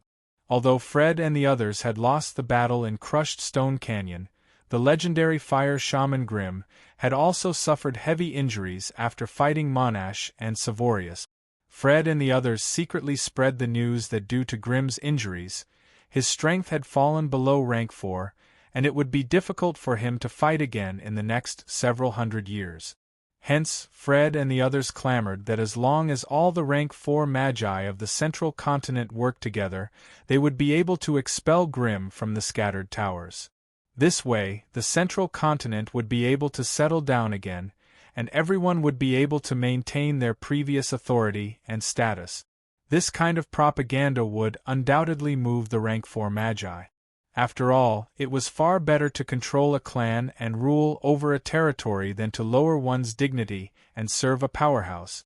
The only thing that everyone was worried about was Grimm's injuries. If Grimm's injury was not as serious as what Frid and the others said, they would be putting their family's foundation under the blade of a super expert if they showed up at this time. It was because of this concern that they were in a dilemma. Right at this moment, a piece of shocking news arrived, and it finally caused everyone to be unable to maintain their calm and composure any longer. The legendary fire shaman Grimm had appeared once again. The September sun was bright and gentle. As it shone on everyone, they could feel a sense of warmth from the bottom of their hearts. The giant floating ship, Visero, slowly traversed the sky. At the bow of the ship, Grimm was wearing a thick red robe, facing the bone-chilling wind that blew in his face. The berserk healing of the scraping bones to cure poison had severely damaged his body, causing his vitality to drop from 34 points to 18 points. However, his spiritual force had turned out to be a blessing in disguise, rising by 2 points to 46 points. Overall, Grimm's battle prowess had been severely affected, and it would be difficult for him to return to his peak state in a short period of time. However, the outside world naturally did not know about his true condition. Just by showing his face once again, he had already deeply shocked those fellows with ulterior motive. An injured powerhouse was still a powerhouse. No Tier 4 sorcerer dared to provoke the Tai Sui before they had a clear understanding of his true strength. They did not dare to challenge the might of a super expert. It's been a long time since a powerhouse has appeared in the central continent. Sorceress Clara, who was standing beside Grimm, sighed and said, "I remember that 800 years ago, Wizard Sarubo was also in the limelight for a period of time. Unfortunately, due to the power of the three great factions, he did not dare to touch the old structure of the scattered towers. He could only be a passerby, quickly advancing to rank 5 and heading to the outer regions." Hearing her sigh and hinting, Grimm tightened his robe and smiled. "I'm not in a hurry. I'm at least 400 to 500 years away from advancing to rank 5. In this period of time, it's enough for me to do a lot of things." Standing on the other side of Grimm was the rank 4 body refinement Magus Fabris, who had been captured on the battlefield. There were no restraints or shackles on his body, but from his dejected look, it was obvious that he had lost the capital and confidence to continue fighting against the Crimson family. "When are you going to let me go?" Fabris said dejectedly. "After going through so many twists and turns, my family must be in a mess. If I don't go back soon, I can't guarantee that they won't do anything dangerous." Hearing Fabris' weak threat, Grimm smiled indifferently. "If you want to go back, you can leave at any time. On this point, you will always be free." Fabris hesitated for a moment, then turned around and walked towards the side of the huge ship. When he reached the side of the ship, he finally stopped. Without turning back, he said dejectedly, "Don't worry, Fabris, will never go against you again.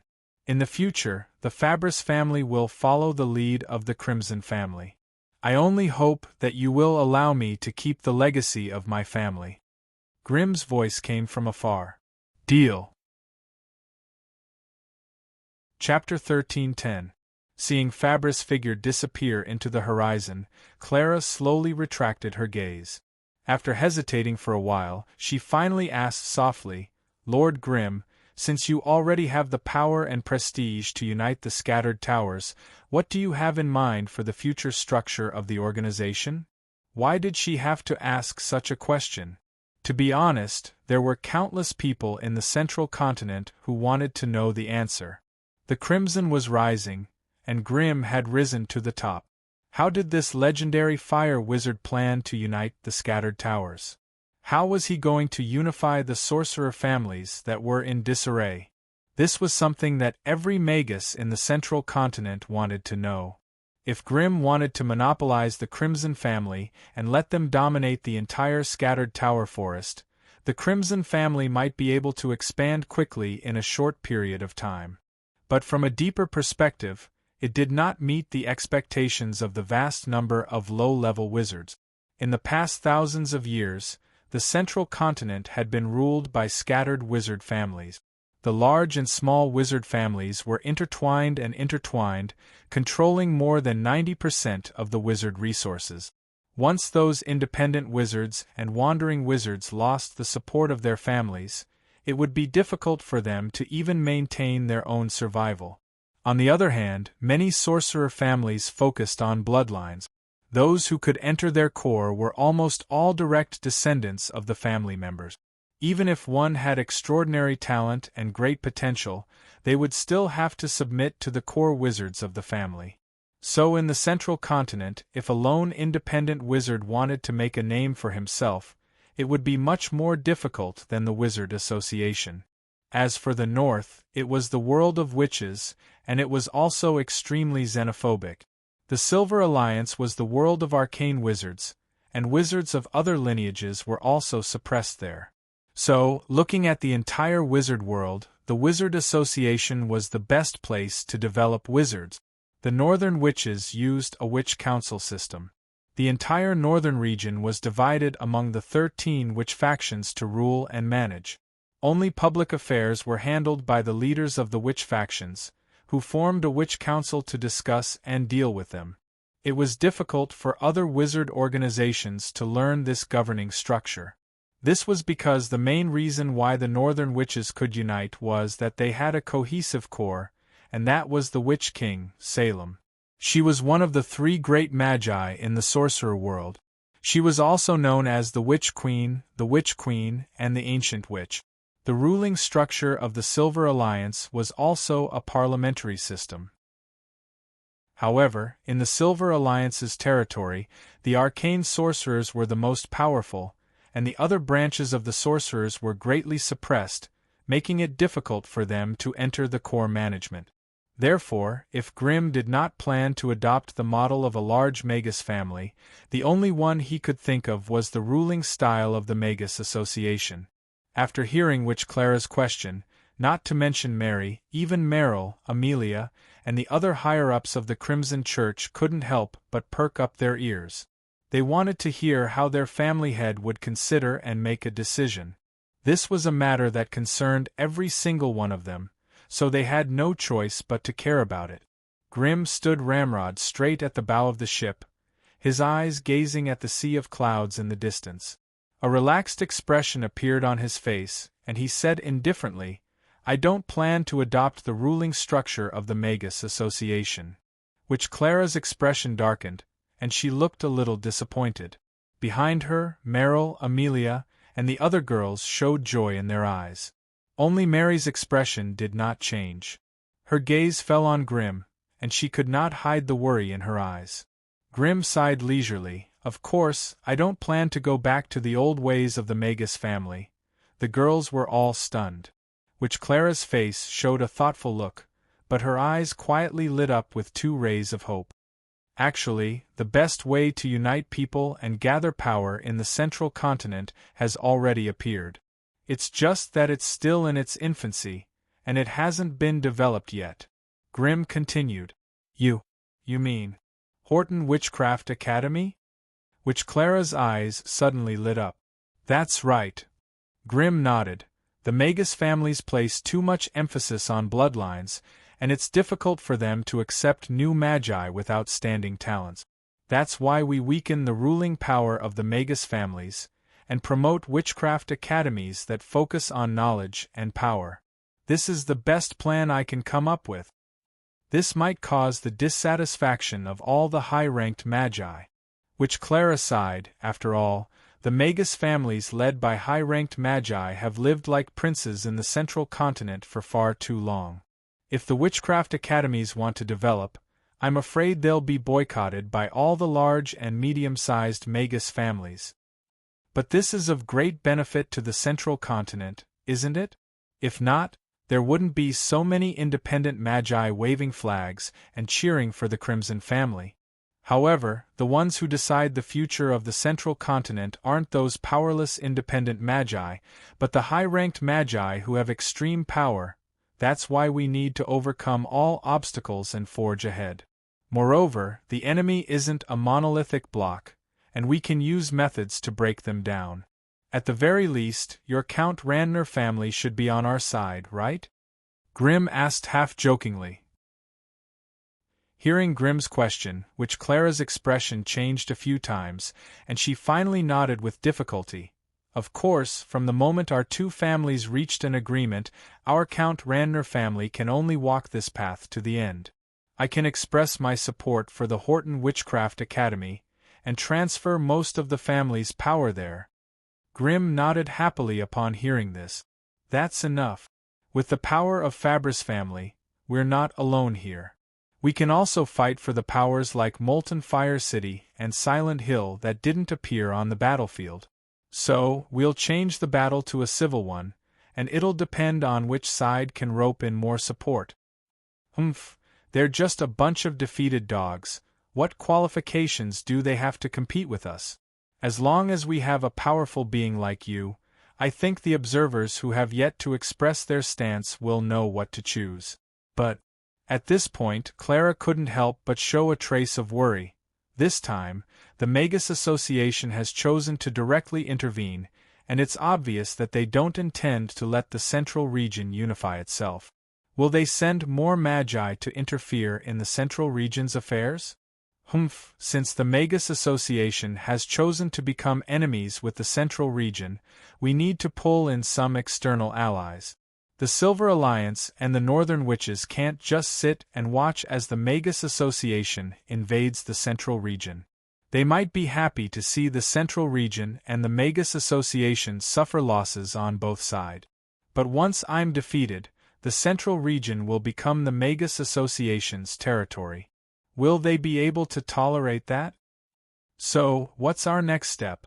Intimidate a group, rope in a group, attack a group. Grimm said decisively.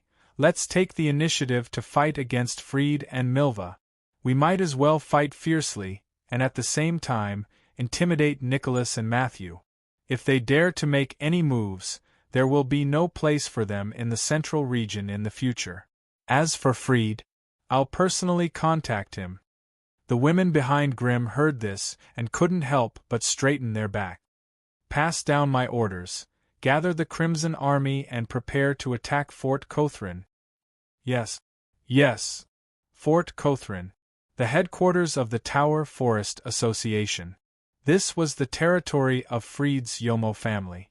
More than a month had passed since the Battle of Crushed Stone Valley, but there were more and more rumors about the Central Continent, making it harder for people to distinguish the truth from the lies. However, the tense atmosphere around Fort Cothran was real. One after another, sorcerer troops were transferred from various secondary planes back to the headquarters and filled in the military fortresses around Fort Cothran. A large number of messengers were shuttling back and forth, constantly passing on all kinds of news. The news about the Crimson family's movements was undoubtedly the most attractive. When the participants of the Battle of Crushed Stone Valley returned to their respective forces and spread the news that they were heavily injured, Fort Cothran was once jubilant and excited. However, with the news of Grimm's reappearance, the place once again became deathly silent and oppressive. This was especially so when news of the Crimson family gathering their troops on a large scale and preparing to travel a long distance to invade Fort Cothran. The entire Yomo family was in a panic. What made them even more afraid was that the terrifying legendary fire magus, Grimm, had come along with the Crimson Army. Once this news spread, half of the Yomo family's subsidiary forces immediately ran away. The rest were in a state of panic, and were in a state of turmoil. In order to intimidate these opportunists who were sitting on the fence, Fried could only personally order all the Magi stationed in the secondary planes to be mobilized, as well as a large number of Magi stationed there, to strengthen the family headquarters defense. As for whether this would cause unrest in the secondary planes, or whether it would cause the Yomo family to lose control of the secondary planes, this was not something they could consider now. According to the reports of the Yomo family's spies, the Crimson family had sent out 7 giant floating ships to invade Fort Cothran. All the Crimson troops were hidden in the giant floating ships, so it was difficult to know the scale of the enemy's invasion. Unlike other Magus families, the Crimson family had a large number of battle magic equipment and weapons of war. This was something that everyone knew. Their most famous magical war equipment were the powerful magical golem dragons and the giant floating airships that could be used as mothership. Now, the enemy had sent out 7 of the family's 10 existing giant floating ships, which clearly showed the importance and attitude they took this invasion seriously. Chapter 13:11. From the Alovis region where the Crimson family's headquarters was located to Cothran Castle, they had to cross 4 regions. A total of 13,000 miles. If they were to travel on the ground without any rest, it would probably take more than a month to reach the final destination, Cothran Castle. This was not even taking into account the various attacks and battles along the way. Otherwise, it would take even longer. These 4 regions belonged to 1 large, 7 medium, and 23 small wizard clans. Among them, the large wizard family was the Entum family that the Tier 4 wizard Nicholas belonged to. Due to Nicholas, the Entum family and the Crimson family were in a hostile state. Hence, when the Crimson family's floating airships slowly appeared from the horizon, all the wizard families along the way held their breaths and closed their doors, not daring to come out and bring disaster to their families. Especially the Entum family, they were extremely nervous. All the core members of the family had returned to Oak City, guarding the wizard's pagoda, not daring to step out. When the floating airships passed by less than 200 miles away from Oak City, the Entum family did not even dare to launch a sneak attack. They were afraid that the Crimson family's aerial forces would change their target in a fit of rage and encircle their Oak City again. The Crimson family's aerial forces did not just consist of 7 floating airships. They relied on the floating airships to form a massive floating platform. The outermost layer was, of course, the cheap and simple eyeball airship. Hundreds and thousands of them wandered around 10 miles away from the aerial forces, searching for any creatures or traps that could threaten the fleet. Those who approached the fleet without warning would be killed by the terrifying scorching rays. Inside the eyeball fighter, there were oddly shaped magic aircrafts with goblin pilots inside. They were usually the size of a horse carriage, and the magic weapons they were equipped with were of a higher level. Wild Charlie Type 2 Rapid Fire Cannon 773 Enhanced Magic Ray Gun Gabulon Type 3 Magic Missile Super Magic Modified Full Cover Magic Shield Latte Style Multi-Frequency Protective Goggles Magic Combustion Set Energy Module Triggered Arcane Magic Shield. It had to be said that after hundreds of years and tens of generations of goblin engineers, the magical weapons that the Crimson family's goblins were equipped with were much more advanced and powerful than before. In particular, the offensive power of the magical weapons and the safety protection of the goblin mechanics had reached the peak of perfection.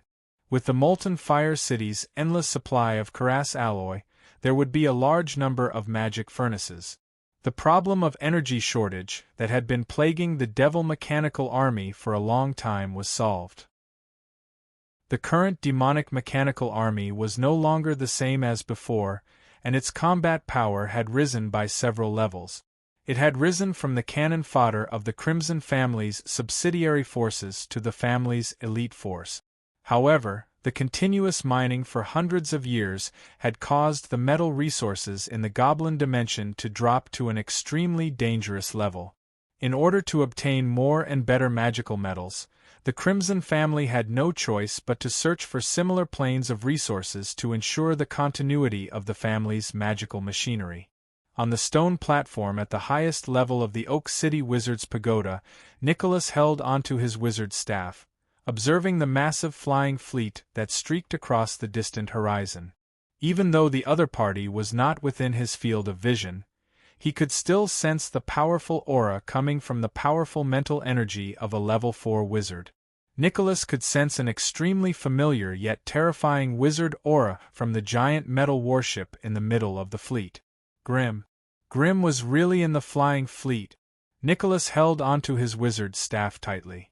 Due to the excessive force, the joints of his skinny left hand were exposed, and his veins were bulging. His expression was extremely ugly. The people surrounding him were all level 3 wizards of the Entum family. They stared at Nicholas anxiously with solemn expressions, afraid that the patriarch of the family would do something terrifying in his rage. Among the crowd, a brawny man in golden armor with a giant axe on his back stepped forward and said loudly, "Leader, why don't I lead the White Ghost Army and charge forward? This will save those gossips from mocking our Entum family for not even having the courage to fight."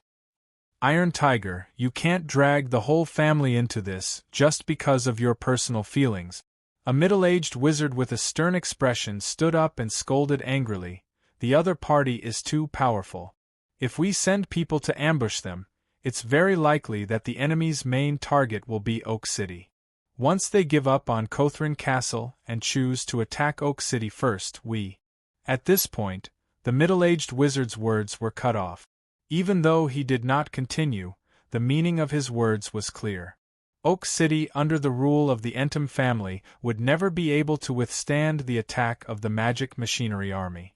Especially when the other party had tough opponents like Bug Lich Bliss, Red Dragon Witch Meryl, Demonic Woman Amelia, and Blood Knight Soros, the Entum family's chances of winning were even lower.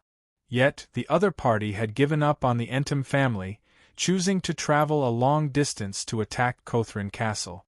On one hand, it was because Fred was the leader of the resistance, but on the other hand, he looked down on the power of the Entum family. The Crimson family had only left 3 giant floating ships and a newly created magic machinery puppet dragon in the Alovis area, but this kind of defensive power was enough to repel all the ambitious people with ill intentions. Iron Tiger looked at the unhappy middle-aged wizard and coldly said, "Do you think the Crimson family won't send people to attack us if we lay down our flags and lay low and be obedient? You bunch of cowards, since you want to fight them, you can't take any chances. Take advantage of the fact that they have no time to care about other things on the long journey. Take advantage of the fact that they can't stay for long to ambush them and hide in the wizard's pagoda. They can't possibly stay here and waste time with us, right?" Another sorcerer, who was slightly older and had an equally solemn expression, could not help but say angrily, "We are all cowards, and you are the only hero, right?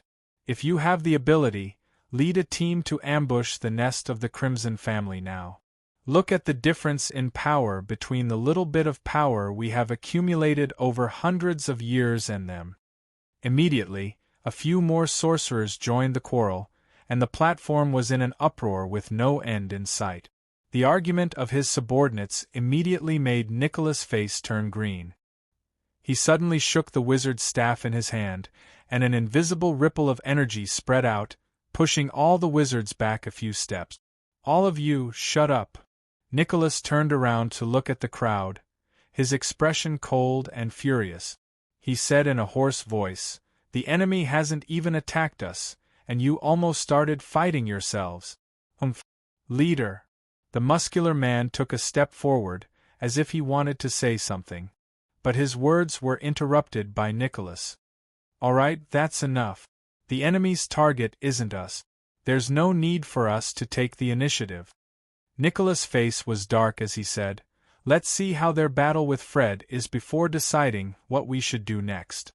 Before that, all of you better stay in the wizard's pagoda and don't cause any unmanageable trouble. Do you hear me?" "Yes."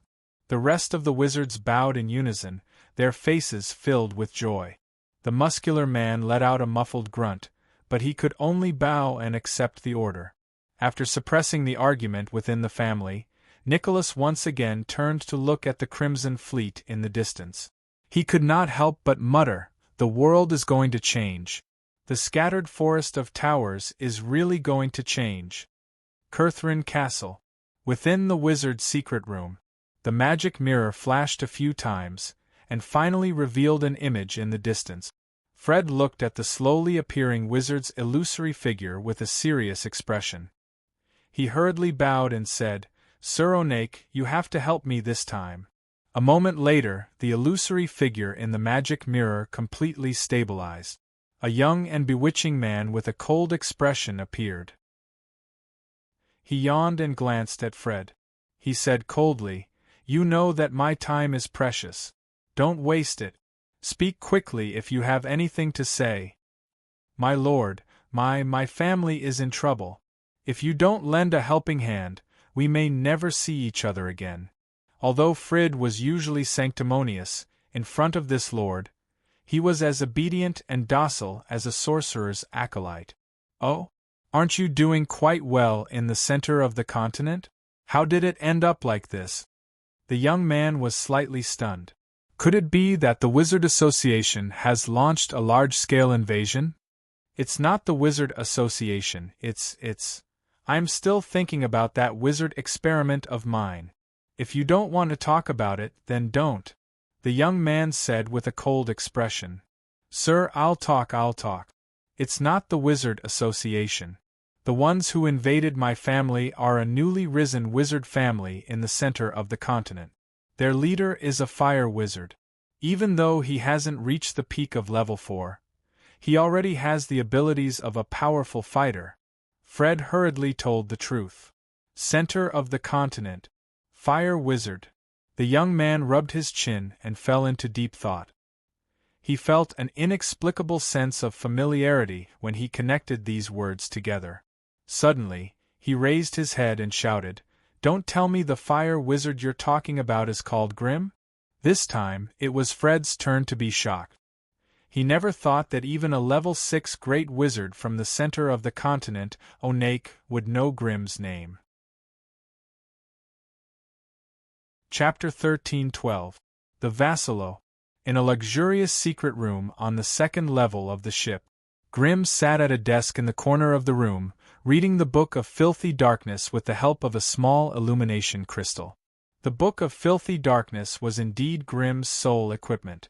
After devouring the Book of Wisdom, it had gained an incomparably strange intelligence attribute. Grim would now flip through the Book of Filthy Darkness every day, reading and memorizing the contents within. Every time he flipped through it, the contents on the pages would be different. Most of the time, it was just 1 or 2 sentences without any rhyme or reason. Sometimes, there would even be strange runes and strange incantations. After the AI chip's analysis, Grim deduced that these were fragments of high-grade knowledge. These fragments of knowledge were all fragmented, and some were even inverted. Their order was chaotic, and there were even some special knowledge from other planes mixed within. For a regular magus to decipher the truly useful contents was like finding a needle in a haystack. The difficulty was obvious. However, Grim had the help of the AI chip, so he did not need to slowly decipher and analyze this messy knowledge. All he had to do was forcefully memorize it and store it in the AI chip's database. As for the subsequent sorting and analysis, it was all done by the AI chip. Hence, this Book of Filthy Darkness that was like a book of hypnosis was still able to reap some benefits after a long period of perseverance. Such a terrifying reading experience was also a form of training for his spiritual force. Hence, for a long time after obtaining the Book of Filthy Darkness, Grim did 3 things every day: meditation, reading, and experimenting with magic spells. Many times, eating, sleeping, and entertainment were essential activities for regular humans, but high-ranked magi could do without them.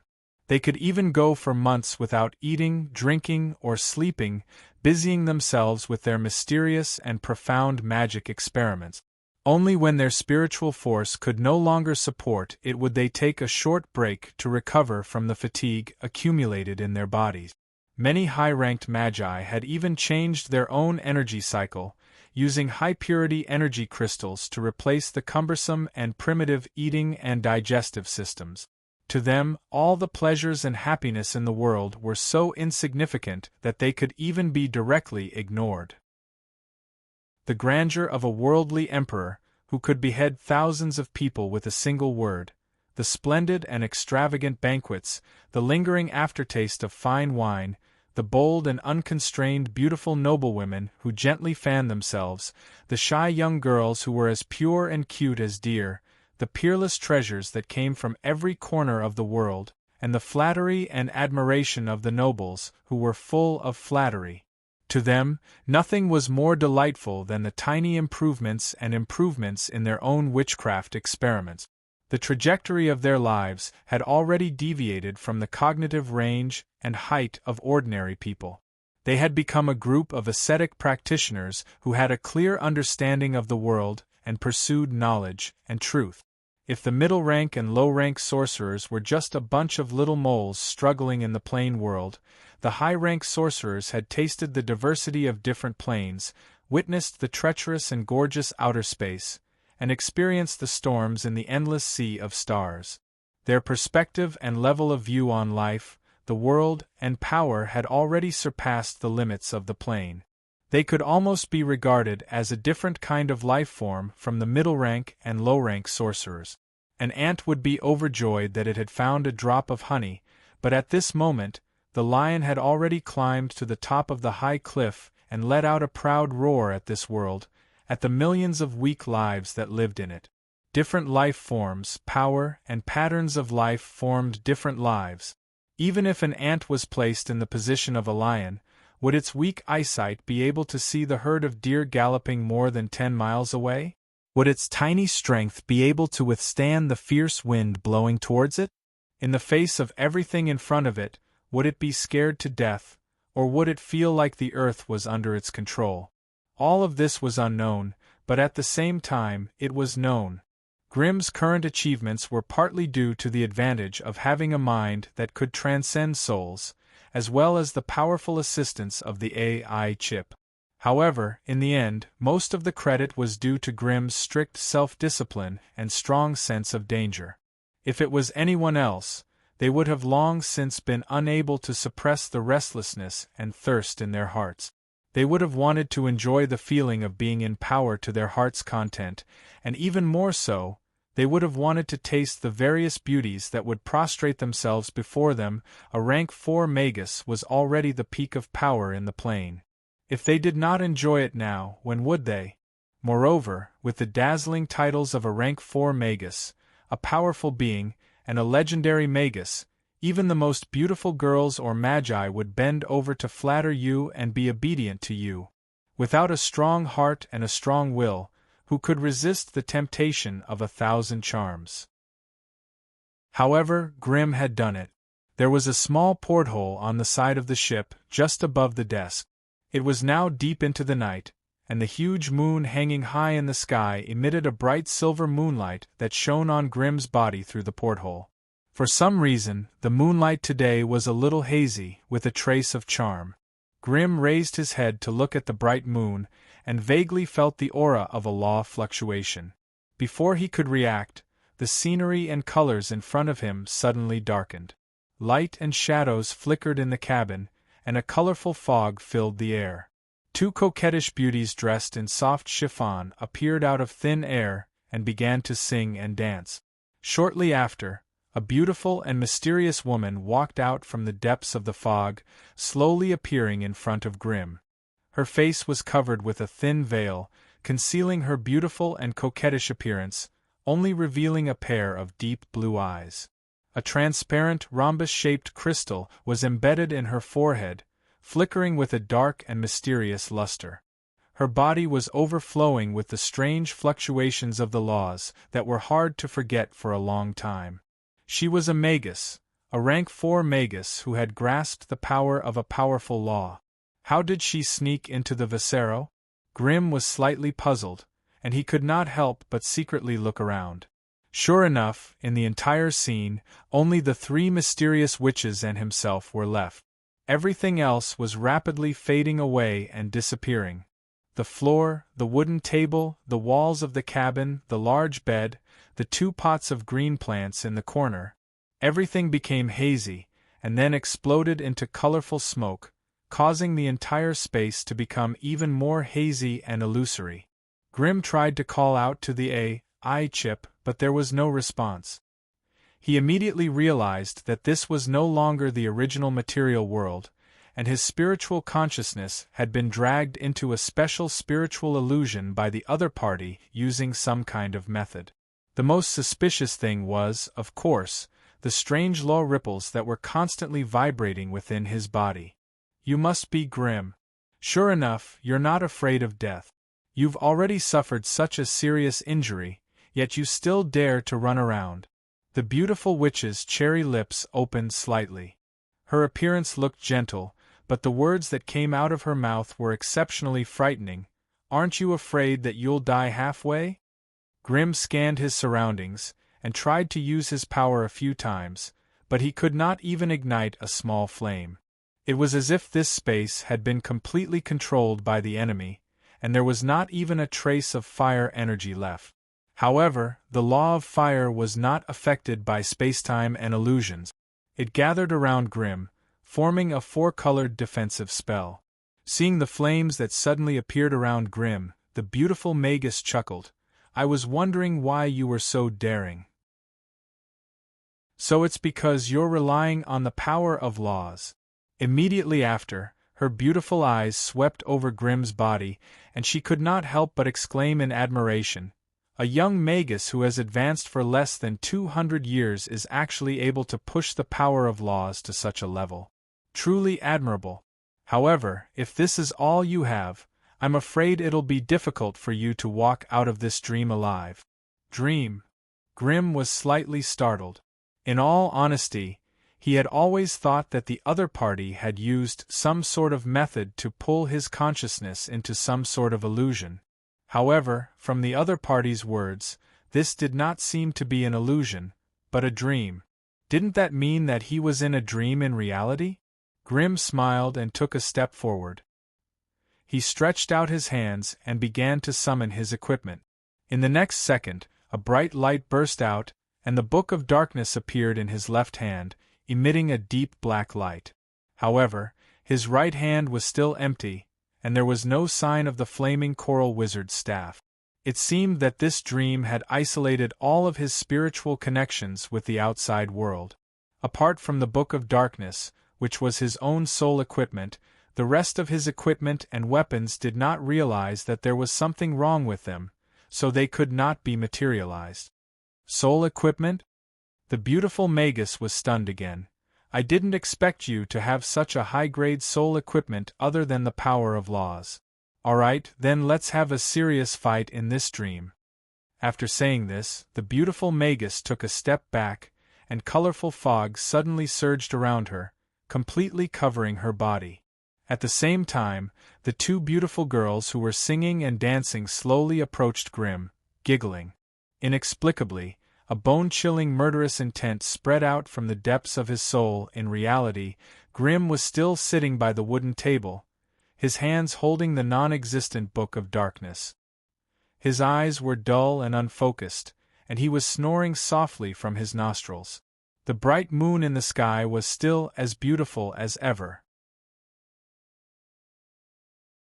Chapter 13:13 Northland Tower of Destiny.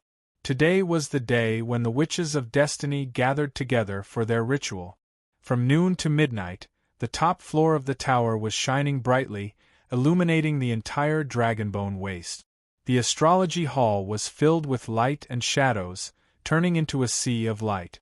Lucia was sitting on the astrology platform, feeling bored. She was poking at the mirage floating around her like soap bubbles. Inside each soap bubble, there was a strange scene in a certain part of the plane world flashing silently. Those who could be captured and projected by the Tower of Destiny would not be nameless. Almost all the people who appeared in the scene were terrifying existences that could shake the world with a stomp of their feet. Naturally, one of them was the legendary wizard Grimm, who stood above everyone else in the central region. What's wrong with this guy? He can even fall asleep while reading. Lucia grabbed a fate projection wrapped in a transparent light film in her hand and slowly adjusted the angle and direction to peep at the lazy, sleeping wizard.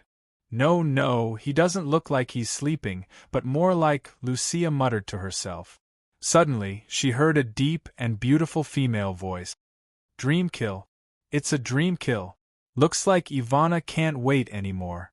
Lucia turned her head to look at Alice, who was standing beside her. She was wearing a beautiful starry robe, and her face and exposed skin were overflowing with a sparkling brilliance. Lucia couldn't help but ask in surprise, Teacher, your lover has been hit by the enemy's dream killer. Aren't you afraid? A sweet smile appeared on Alice's jade-like face. She said calmly, if Grimm could be killed so easily, he would have died a long time ago. I'm afraid Ivana, who is always patient and never makes a move unless she's confident, is going to suffer a great loss this time. Why are you so confident in Grimm? Lucia asked in surprise. You've learned many ways to use the power of fate. Can't you see Grimm's fate? Do you think he's going to die today? Alice asked with a smile. Lucia was speechless. After all, she still considered herself an arcana master. Although she had obtained the rank 1 destiny profession, she was still used to using the meticulousness and knowledge of an arcanist to investigate her surroundings most of the time. It was hard, therefore, for Alice, who was so ready to place all her hopes on the providence and trust of her life. Perhaps this was the main reason why Alice could become the lamplighter of fate, while she could only play a few simple spells of fate. Silver Alliance, Sky City. In front of a small mushroom hut in the dark swamp, an ugly witch with a hunched back and messy hair raised her head with great difficulty, silently looking at the starry night sky. Behind her, a dim orange candlelight shone from the low hut, casting a faint yellow halo around her body. In the dark night sky, the 12 main stars were moving side by side, following their own trajectories and paths to illuminate different star regions. Each star region was also dotted with stars, sometimes bright and sometimes dim, giving people a strange feeling of unpredictability. The night sky was especially strange tonight. The stars were changing more violently and abruptly. Some of the stars would suddenly become abnormally bright, even having the tendency to overshadow the 12 main stars. Some would suddenly become dim, and their figures could no longer be found. If it were not for the faint starlight, people would have thought that it had died silently. Leona was looking at a star region in the southeast corner of the night sky. Under her gaze, an auxiliary star in that star domain suddenly became abnormally bright, almost illuminating half of the starry sky. While it was bright, it also seemed to be burning. A layer of dark red halo lingered around it, almost completely igniting it. Seeing this, Leona could not help but open her mouth wide, revealing a mouth full of yellow and broken teeth, and laughed coldly. "Ivana, Ivana, I've waited for you for 500 years. I can't believe you finally walked out of the land of fog. If you hid in the land of fog, I might not have been able to do anything to you. Now that you've come out and even dared to fight with an opponent of the same level. Kakik, don't tell me you think I've forgotten what happened 500 years ago? Today, I'll return the humiliation and hatred you've brought me." With that, Leona hurriedly rushed back to the mushroom hut. After a series of clanking noises, she rummaged through a broken wooden chest covered in dust and found a strange wooden sculpture. The sculpture was only the size of a palm, and the wood was old and yellow, with many cracks on it. From its appearance, the sculpture seemed to be that of a beautiful and graceful woman, with exquisite eyebrows and smooth lines. It was somewhat similar to the terrifying witch that appeared in Grimm's dream. Without hesitation, Leona threw the sculpture into the huge and ugly crucible in the corner of the hut. The crucible spun once before sinking into the pot of green soup. The moment the sculpture came into contact with the poisonous soup that had been simmered for hundreds of years, a shrill and angry scream came from the void in the distance. What a beautiful scream! What a nostalgic voice! "Ivana, I'll return the hatred you've inflicted on me tenfold, 100-fold. Kakik." Leona let out a mournful and cold laugh like an owl as she continuously condensed dark green runes that were filled with mournful wails and terrifying ghostly howls, and threw them into the crucible one by one. The flames below the crucible burned even more fiercely, and the flames that licked the body of the crucible had a ghastly green luster. The shrill scream in the void grew louder and louder. "Despair. Scream. Suffer. Ivana, this is your retribution." As if the despair spell was not enough, Leona brought a small stool over and picked up the largest bottle from the pile hanging on the roof beam. Then, she opened the cork and poured the dirty liquid inside along with the huge eyeball into the crucible. As soon as the eyeball entered the pot, it instantly turned into an abnormally huge eyeball monster, tightly entangling the sculpture. The woman on the sculpture seemed to come to life as she raised her head and screamed in extreme pain, then sank into the bottom of the pot with the eyeball monster. The crucible immediately began to tremble violently, and the viscous green soup inside began to boil, as if there were two abnormally powerful monsters frantically fighting inside. "How is it, Ivana? This is the feast of despair that I've been brewing for you for hundreds of years, and that eye of despair. You must be enjoying it. Then, I'll give you something even more ruthless." After saying that, Loanna no longer hesitated. She grabbed and tossed bottles and jars into her hands one after another. Then, she threw the specially refined eye of despair into the crucible one by one. These eye of despair may not have any other effects, but they were the most terrifying beasts of pollution. They could inject a spiritual element called despair into the target's body through physical attack. Moreover, this kind of attack could not be immune to magic resistance. However, just as Leona was crazily dancing around the crucible, an extremely angry and terrifying female voice suddenly rang out in the mushroom hut. "Leona, you're courting death." The next moment, the sharp female voice suddenly turned into a terrifying scream, instantly setting off a terrible sound wave storm in the hut. The high-frequency vibration of the sound wave had extreme destructive power, instantly destroying everything that was not protected by the spell formation. The mushroom hut fell apart in the terrifying sound wave. Everything, including the bacteria, wooden pillars, iron hooks, square tables, books, bottles, and countless unknown things, were shattered in the sound wave, then disintegrated into tiny particles that were difficult to see with the naked eye and were swept away. Even the almost crazy Leona felt like she was struck by lightning in the terrifying scream, and purplish-black snakes of blood flowed out of her eyes, ears, mouth, and nose. The skin all over his body cracked inch by inch, revealing the withered muscles, bones, and flesh underneath. 500 years ago, Leona might have been a powerful witch of despair. But now, due to the serious injuries on her body, her strength had fallen to the high level 2, and she no longer had the power she once had. As a level 2 witch, she cursed a level 4 false witch who was in her prime, and a terrifying false witch leader at that. Almost dying on the spot after suffering a long-distance counterattack was already considered a light punishment. If Ivana had not been using the dream-killing technique to fight with Grimm, this counterattack would have been enough to take Loanna's life. A moment later, Leona struggled to get up from the ground. The mushroom hut that she had lived in for 300 years was gone, and the huge ugly crucible and herself no longer existed in this muddy space. Leona did not show the slightest expression of pain or regret after suffering such a heavy blow. Instead, an even uglier and more ferocious expression appeared on her ghost-like face. "I don't have long to live anyway, and today is a good day to fight you. Ivana, I'll be waiting for you in hell." Having said that, Leona leaped into the crucible, and her whole body was like melted ink, quickly dyeing the green soup black.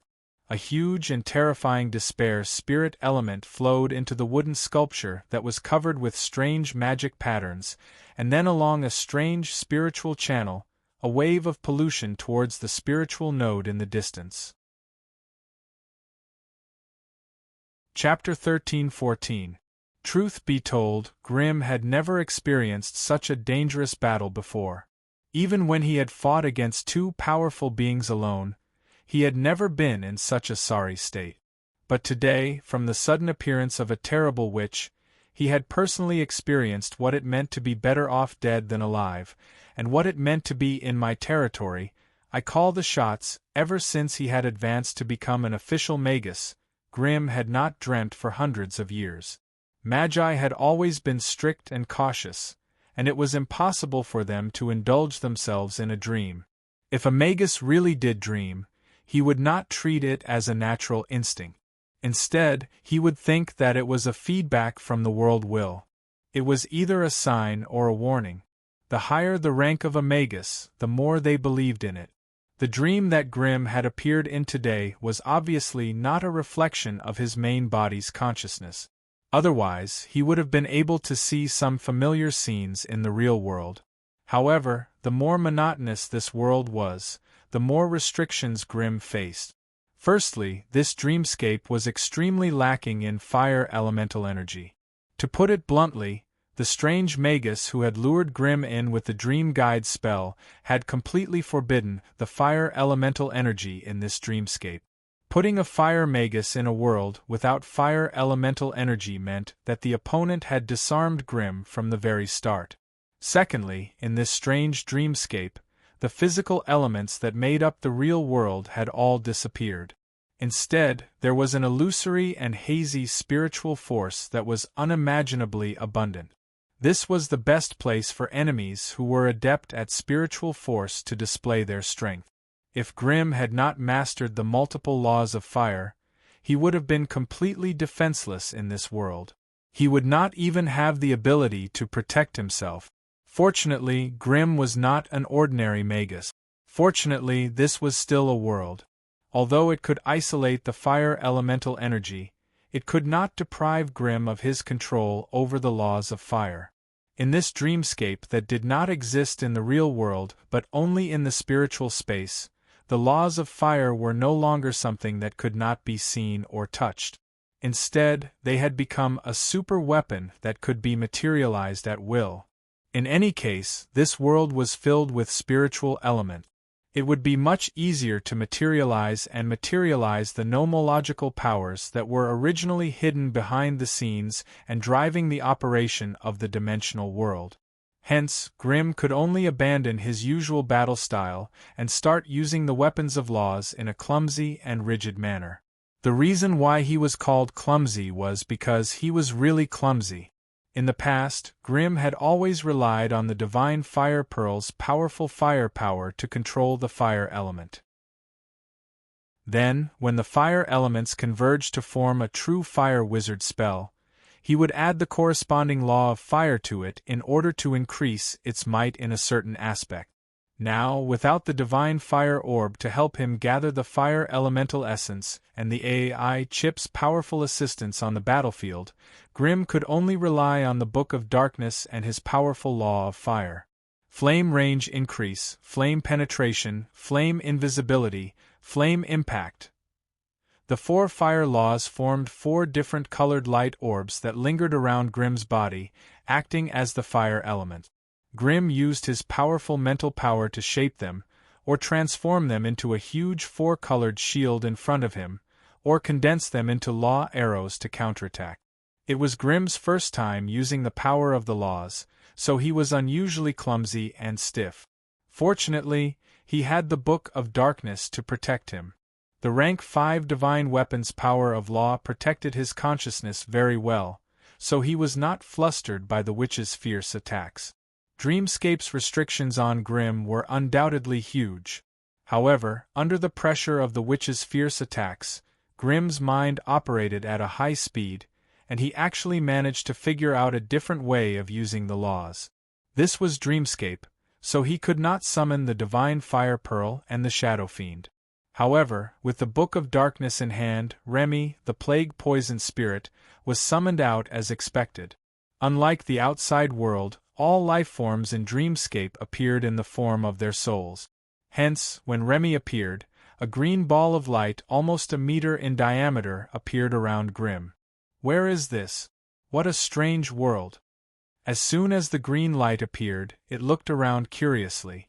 Its tone seemed to be filled with joy. This was a strange world shrouded in colorful fog. The edges of the world stretched endlessly into the distance, with no end in sight. Apart from the strange wooden plank they were standing on that was less than 100 meters wide, everything else around them was empty, as if there was nothing at all. And on this small battlefield, Grimm was engaged in a strange battle with 3 strange witches.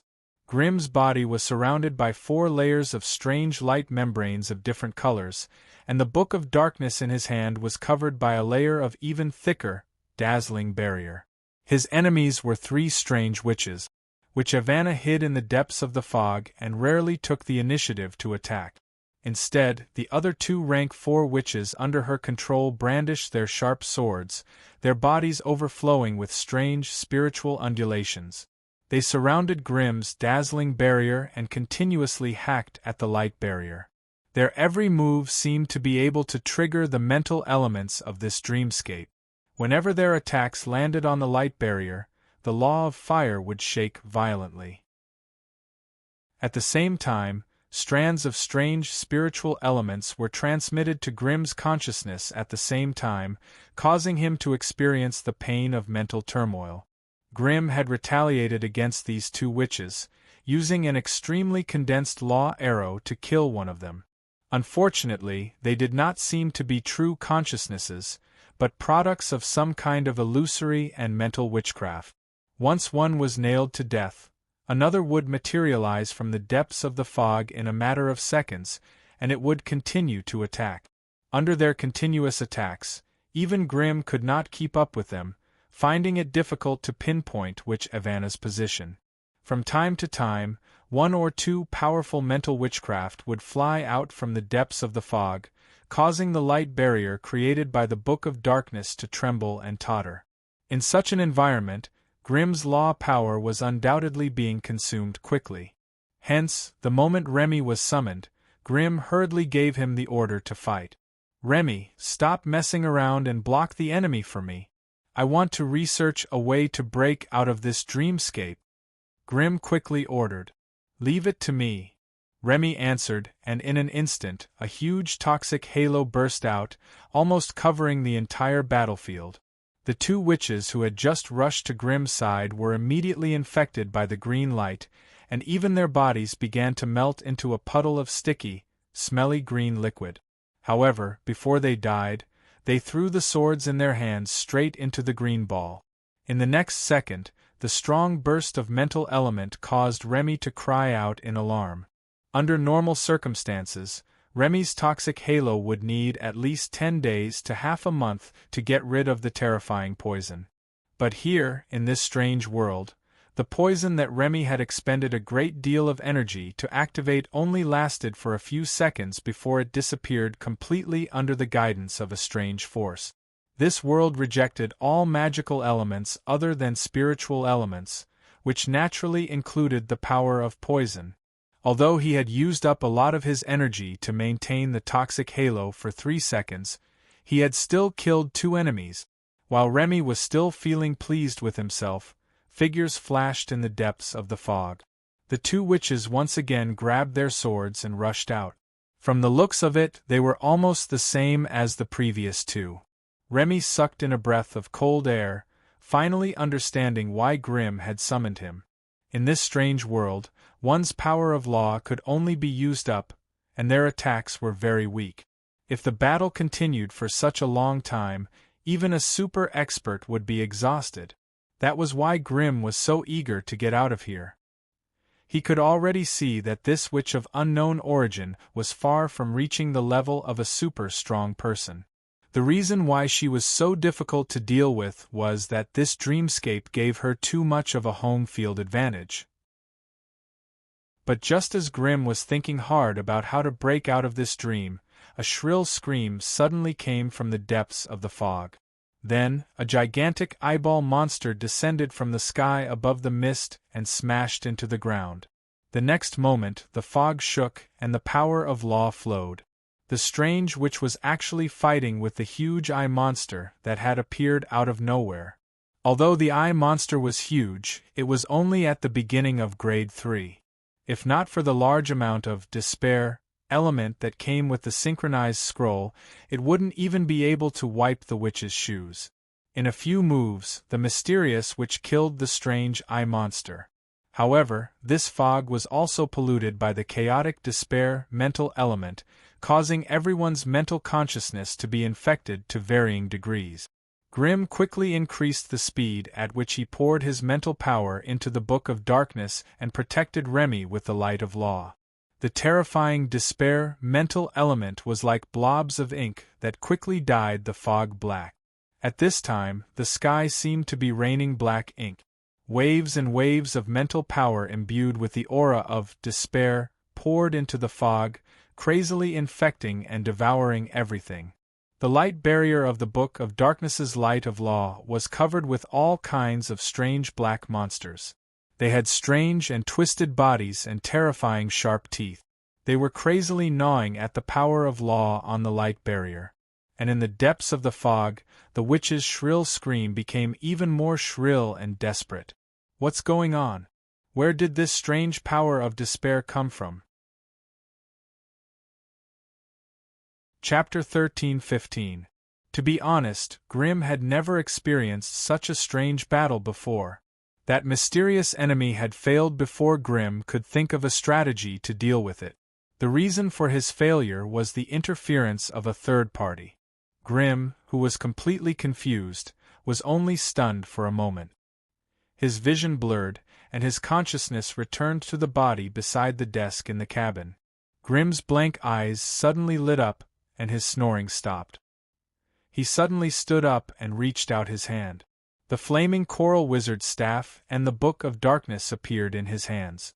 With the powerful amplification from the Vulcan bead, Grimm immediately caught a trace of law fluctuation that was quickly fading away.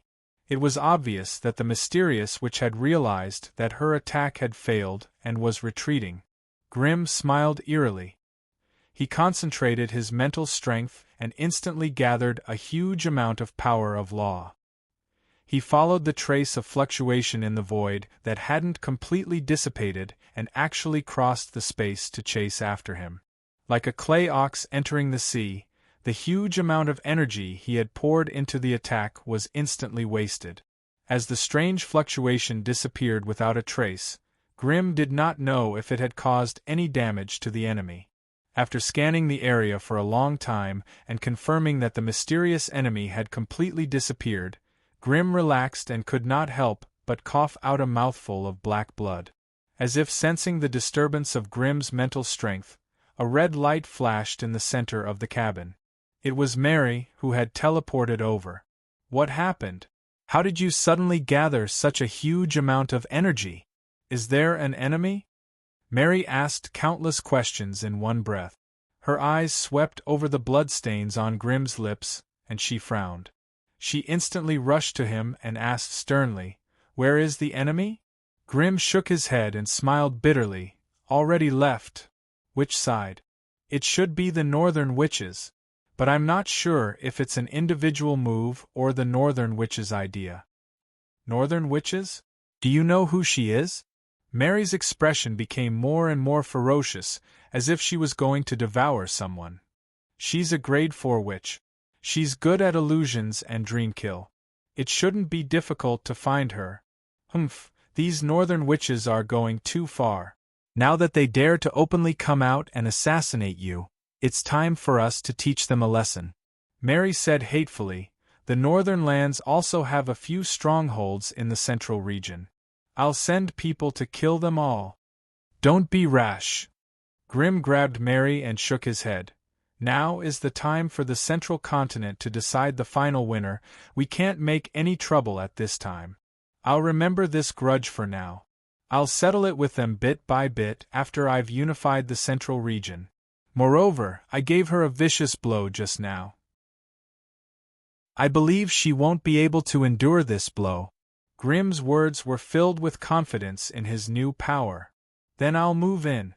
Otherwise, some bastard would take advantage of you while you're injured," Mary said angrily. "That's great." Grimm's face immediately revealed an overjoyed expression. Mary caught a glimpse of it and her heart skipped a beat.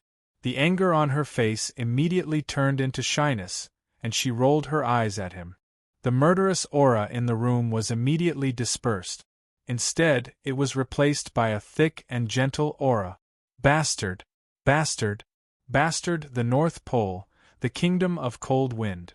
A series of sharp curses came from the wizard's pagoda in the middle of the howling plains. "Loanna, you bastard! I can't believe you're still alive after so many years. Damn it, you've messed up all my plans."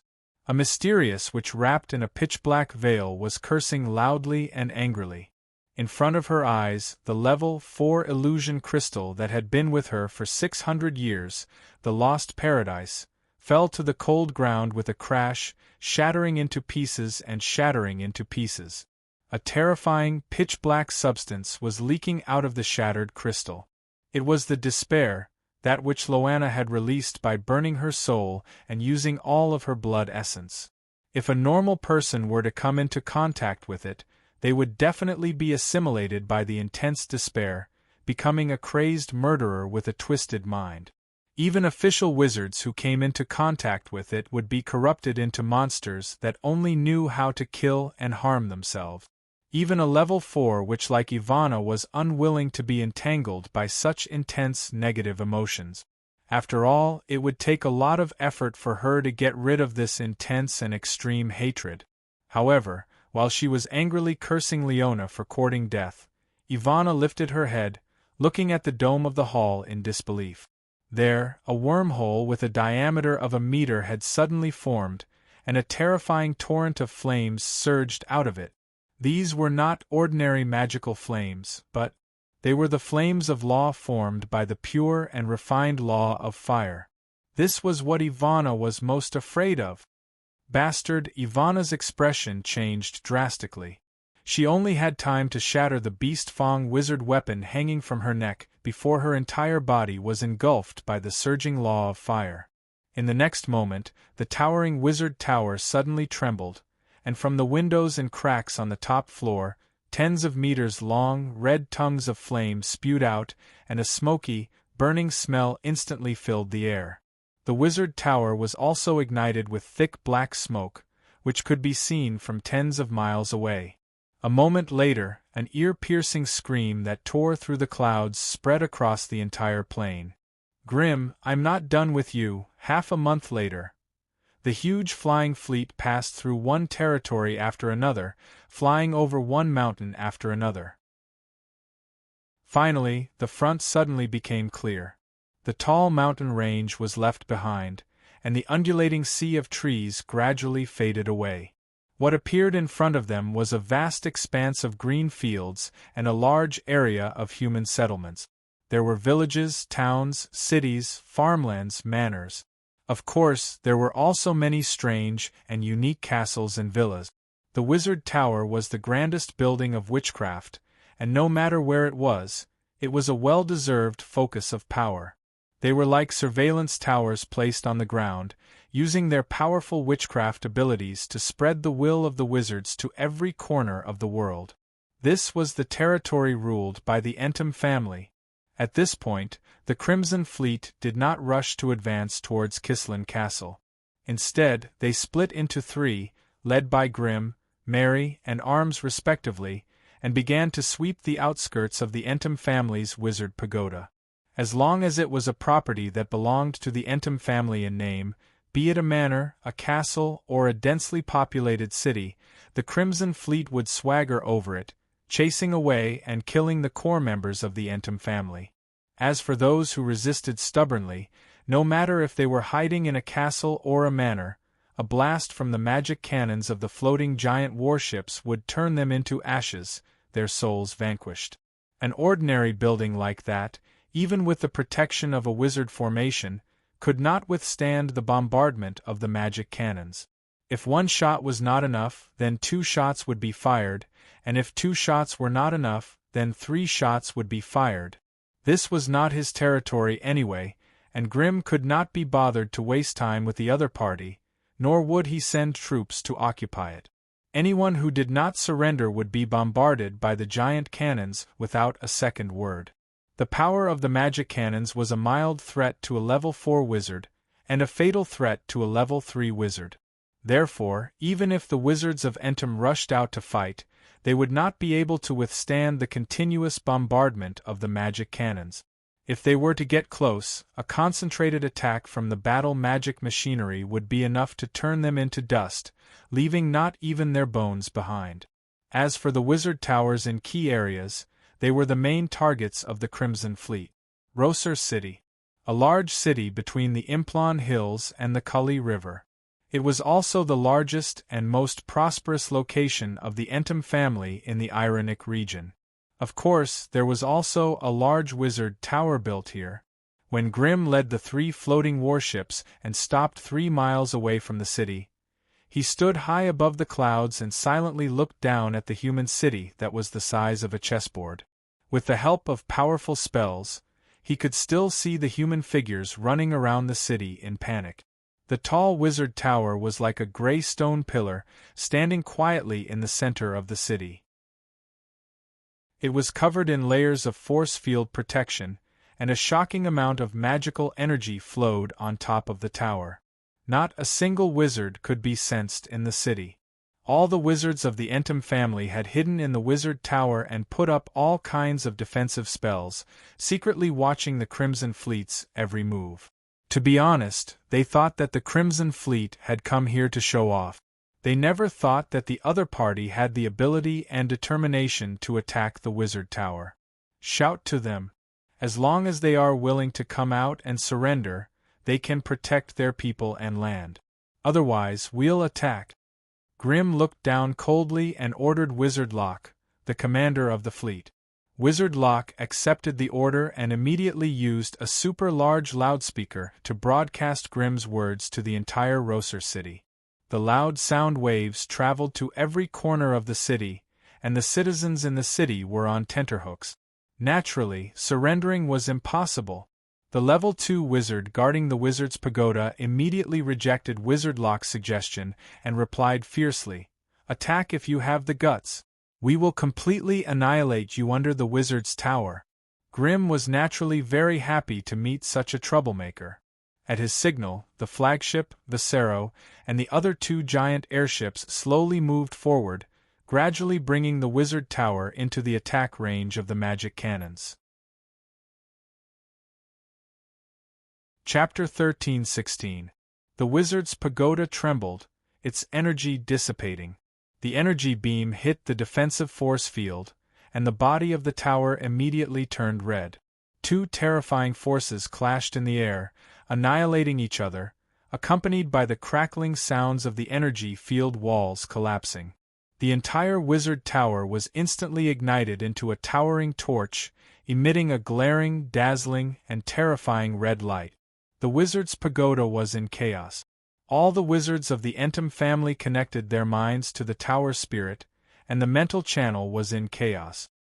Give up on the energy supply for number 1 to 9, and transfer all the energy to the defense outside the wizard's pagoda. Quick! No, the energy supply for number 7 to 9 cannot be interrupted, or we will lose the ability to retaliate. Nonsense, the defense outside the wizard's pagoda is about to collapse. What use can your attack spell formation be? Listen to me, prioritize all the energy for the defensive force field. I object. With the Crimson family's army at their borders, the Entum family did not dare face them head-on, and could only gather the main forces and core wizards of the family back to Kesslin Castle. Hence, the highest-level wizard guarding the wizard's pagoda in a family like Loker City was only level 2. This was clearly not compatible with the level of the wizard's pagoda, and naturally could not unleash the power that the wizard's pagoda should have. Against the fierce attack from the main cannon of the Crimson Fleet's flagship, the wizard's pagoda, it was hard for it to withstand. Finally, the energy beam began to weaken after a dozen attacks. The first attack from the giant magic cannon did not break through the tough defensive force field outside the wizard's pagoda. But before the wizards of the Entum family could heave a sigh of relief, their hearts were in their mouths again. That was because the Viscero airship was slowly retreating, only to be replaced by another airship of equal size. That terrifying magic cannon had long since been fully charged, and the terrifying whistling of energy was enough to shake one's soul. Quick! Replenish the energy, and repair the outer layer of defense as soon as possible. The ear-piercing screams of many wizards immediately came from within the wizard's pagoda. But in the next moment, their voices were drowned out by the terrifying energy beam. Another energy beam streaked through the air for nearly 3 miles, and accurately bombarded the same spot as the previous attack. The force field barrier that had just disappeared appeared once again. Relying on the layers of force field walls, it once again blocked the energy beam's bombardment. The force field walls could not withstand the pincer attack and annihilation of the two forces and collapsed one after another. However, a steady stream of magical energy gushed out from within the wizard's pagoda, and the damaged force field walls were replaced by new force field walls. The force field walls relied on the dissipation and disintegration of this energy to barely defend against the enemy's attack. After a dozen or so finger strikes, the energy beam dissipated. The second attack had ended. The floating airships in the sky changed positions again, and the third airship slowly floated up under the horrified gazes of the Entom family's wizards. Damn it, counterattack, counterattack, we must counterattack. Otherwise, we'll just be sitting ducks. Once the wizard's pagoda is breached, none of us will be able to survive. Under the command of the mid-level wizards in the family, the body of the wizard's pagoda trembled slightly, and layers of blinding magical radiance lit up on the body of the tower. Countless runic lines filled with magical energy lit up in an orderly manner, lighting up one offensive spell formation after another. In the next second, magic lightning that was as thick as dancing silver snakes, ice blades and snow swords that were as dense as spears, huge clusters of sticky and stinky venom, and shadow arrows that were as dark as ink all bombarded the airships in the distance like a storm. The airship that was preparing the magical energy cannons did not move an inch, showing no signs of retreating or defending. The other two airships that were lagging behind propped up a strange protective barrier, trapping the airship within it. This was a special protective barrier formed by the fusion of an energy shield and an anti-magic barrier, and had a strange effect on defending against elemental wizard spells. The defensive barrier collided with the spells that were shooting over like raindrops, and the sky exploded into dazzling fireworks. But without waiting for the ripples of the explosions to dissipate, a pillar of pure white energy shot out from within, once again striking the energy field defense of the wizard's pagoda. This time, the energy field defense of the wizard's pagoda could no longer withstand such a ferocious energy attack, and it started to crumble layer by layer. Soon, a 10-meter-wide hole was dug into the energy field defense, and the pillar of energy finally struck the body of the tower without any obstruction. The defensive spell formations on the body of the tower lit up one after another, the dazzling wizard runes lighting up one after another. The dust and dirt on the walls were instantly pushed out by the invisible energy field, and the parts of the tower that were enveloped by the pillar of energy started glowing red as boiling lava.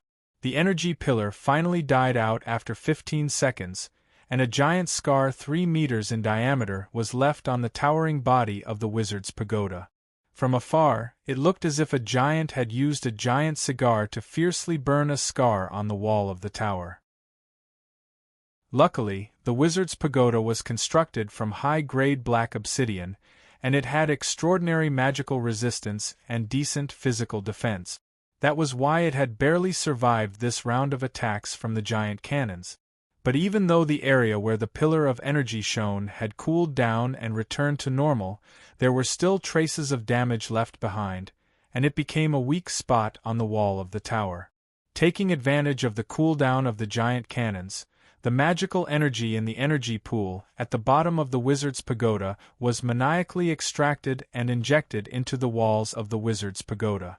Relying on the powerful wizard spell formation, the broken energy field defense was once again repaired, and the wizard's pagoda was once again sealed up.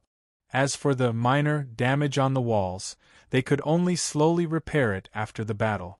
At least during the battle, no wizard from the Entom family would dare to risk the enemy's cannons to repair the wizard's pagoda. That was not bravery but stupidity. To think that the Crimson family already possesses such terrifying wizard techniques. Within the wizard's pagoda, the few level 2 wizards left behind by the Entom family all had expressions of fear and roared. Where did they get such massive magical energy? Could they have hidden a wizard's pagoda in that giant metal battleship? It was no wonder that the wizards from the Entom family were so shocked. To their knowledge, the most powerful thing in the world was the War Wizard's Pagoda. The War Wizard's Pagoda had a perfect energy pool, energy conduction system, defensive and offensive wizard formations. It could store the magical energy gathered during normal times, and draw it out during the battle to meet the energy requirements of the War Wizard's Pagoda. Such a perfect wizard facility provided a safe place for the wizards to unleash their destructive power to their heart's content. Naturally, it became a synonym for the most powerful force in the hearts of the wizards. But today, the Crimson family dared to go against a large wizard tower with just 3 giant metal battleships floating in the sky. This was clearly beyond the understanding of the wizards from the Entum family. They were all shocked, their faces sluggish. All this while, they had thought that the Crimson family was rich, and relied on burning magical crystals to power these massive ships. But now they realized their mistake. It was obvious that these giant metal battleships had a power source that was not any weaker than the Wizard's Pagoda's energy pool. Otherwise, the energy beam of that level would not have lasted for so long, nor would it have been so powerful. The miniaturization and portability of the energy pool and elemental pool had always been the main topic of research and experimentation by many large wizard families. But they did not expect them to appear within the Crimson family. Also, from the ease with which the Crimson battleships advanced and retreated, as well as the magical energy cannons and strange protective barriers, it seemed like the Crimson family was already adept at applying these technologies to various aspects of the battle. The Crimson family had many hidden powers and tricks up their sleeves. Move out! Move out! Immediately order the swamp flying dragons to attack. We can't let them attack the Wizard's Pagoda so recklessly, we have to retaliate. A few cruel and bloodthirsty wizards shouted sternly. Under their instigation and command, black doors opened in the middle of the Wizard's Pagoda, and nearly 100 strange swamp flying dragons swarmed out from within. Furthermore, on the backs of the flying dragons, there were many sorcerer apprentices dressed in robes of various colors. They were all holding high-level magic sticks and wizard scrolls in their hands. Once they got close, they would instantly cast wizard spells that blanketed the area and pulverize their enemies like a torrential storm. If the enemy wanted to engage in close combat, then the swamp-flying dragon mounts would also leave a terrifying memory in their minds. They had teeth and fangs as sharp as guillotines, thick and powerful hind limbs and giant claws, terrifying spitting venom, and ear-piercing screeches. The swamp-flying dragons had the blood of the dragon race coursing through their veins. Even though their quality could not compare to the weakest pure-blooded dragons, they were still a flying ferocious beast that could not be underestimated once they gathered together. The combination of a pseudo-dragon mount and an apprentice who could cast witchcraft was perfect for both physical and witchcraft attack. Unfortunately, such a team was like a pile of flying rotten meat in front of the giant Crimson battleship. After putting away the magical energy cannons, hundreds of magical energy cannons extended from the bottom and sides of the massive floating sky battleship. The dark muzzles of the cannons adjusted as the enemies approached. Just as the marsh wyverns entered their firing range, boom, boom, boom, hundreds of magical fireballs rained down from the sky like a meteor shower shooting towards them. With the magic resistance of the swamp-flying dragons, 1 or 2 fireballs would not be able to kill them. Chapter 13-17. Dodge. Dodge. Everyone move at high speed. The leader of the swamp wyverns was a true magus. Even he felt his scalp go numb and his heart beat wildly when he saw the dense fireballs trailing behind them. Under his frenzied urging, the swamp wyvern beneath him raised its neck and folded its wings, its entire body darting through the dense fireballs like an arrow as it charged toward the giant airship with great difficulty. Behind him, his companions were also frantically evading the attack. Unfortunately, the energy fireballs were too dense. Dodging one meant dodging two, and dodging two meant dodging a group. There were even a few swamp wyverns that crashed into each other due to their panic. For a moment, the sounds of exploding fireballs, the pained hisses of the swamp wyverns, and the shouts of the acolytes intertwined, creating a cacophony of noise. Asterisk bang bang bang. Asterisk a series of exploding fireballs triggered terrifying shockwaves of flames, making the battlefield even more hostile and unpredictable. One by one, the swamp wyverns crashed into the fireballs, their flight paths disrupted and causing even more fireballs to explode. Brilliant fireworks exploded in midair. In the blink of an eye, more than 20 swamp wyverns and the acolytes on their backs were blasted into smithereens. Large swathes of wyvern corpses and purple dragon blood rained down, creating a spectacular scene. Even more swamp wyverns charged into the clouds with magical barriers, closing in on the giant airship. At this moment, the edges of the airships were filled with metal magic machinery, waiting for the enemy to arrive. They raised their energy barriers and activated the densely packed magical cannons on their bodies, waiting for the enemy to arrive. The magical cannons had a range of 700 meters, far exceeding the range of the swamp wyvern's venom. Hence, the first wave of attack was initiated by the metal magic machinery. The 3 airships were arranged in a triangular formation, with the flagship, Viscero, slightly behind them. When the swamp wyverns carried the acolytes on their backs and flapped their wings with all their might, the sides of the 3 airships fired small fireballs as dense as a storm. The sorcerer who had just rushed into the clouds felt a chill in his heart. His eyes widened in shock as he saw the dense fireballs smashing toward him. The previous volley of mana fireballs only amounted to about 300. Although they looked densely packed, there was still a lot of space between the fireballs that could be dodged. However, the volley of cannons in front of him had turned into a real rain of fireballs. There was no way he could dodge them with his body movement. Without any hesitation, he activated the shield gem in his hand that was about to break out in sweat. In the next moment, a magic barrier enveloped him and the swamp wyvern king beneath him.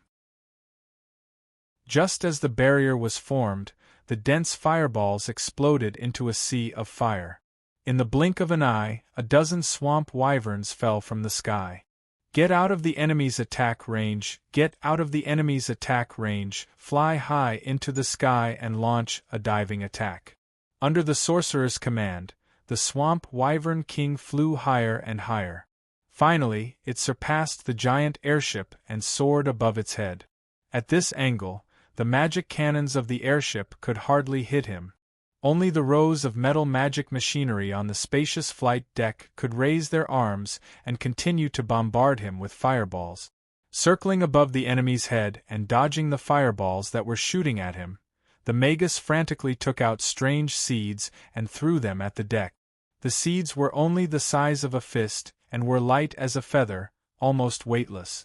When they floated with the wind and landed on the flight deck, tender green sprouts extended from within. Although these sprouts were pink and tender, their penetrative power was no weaker than a high-grade enchanted weapon. The tender green sprouts pierced into the metal deck that was half a meter thick, and quickly drilled and extended. They ate everything and devoured everything. This was the uniqueness of these strange magic plants.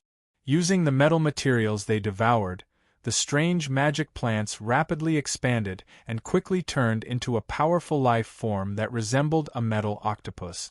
They waved their 10-meter-long metal tentacles and rampaged on the flight deck, knocking down metal magic machinery or wrapping them up and throwing them out like meteor hammers.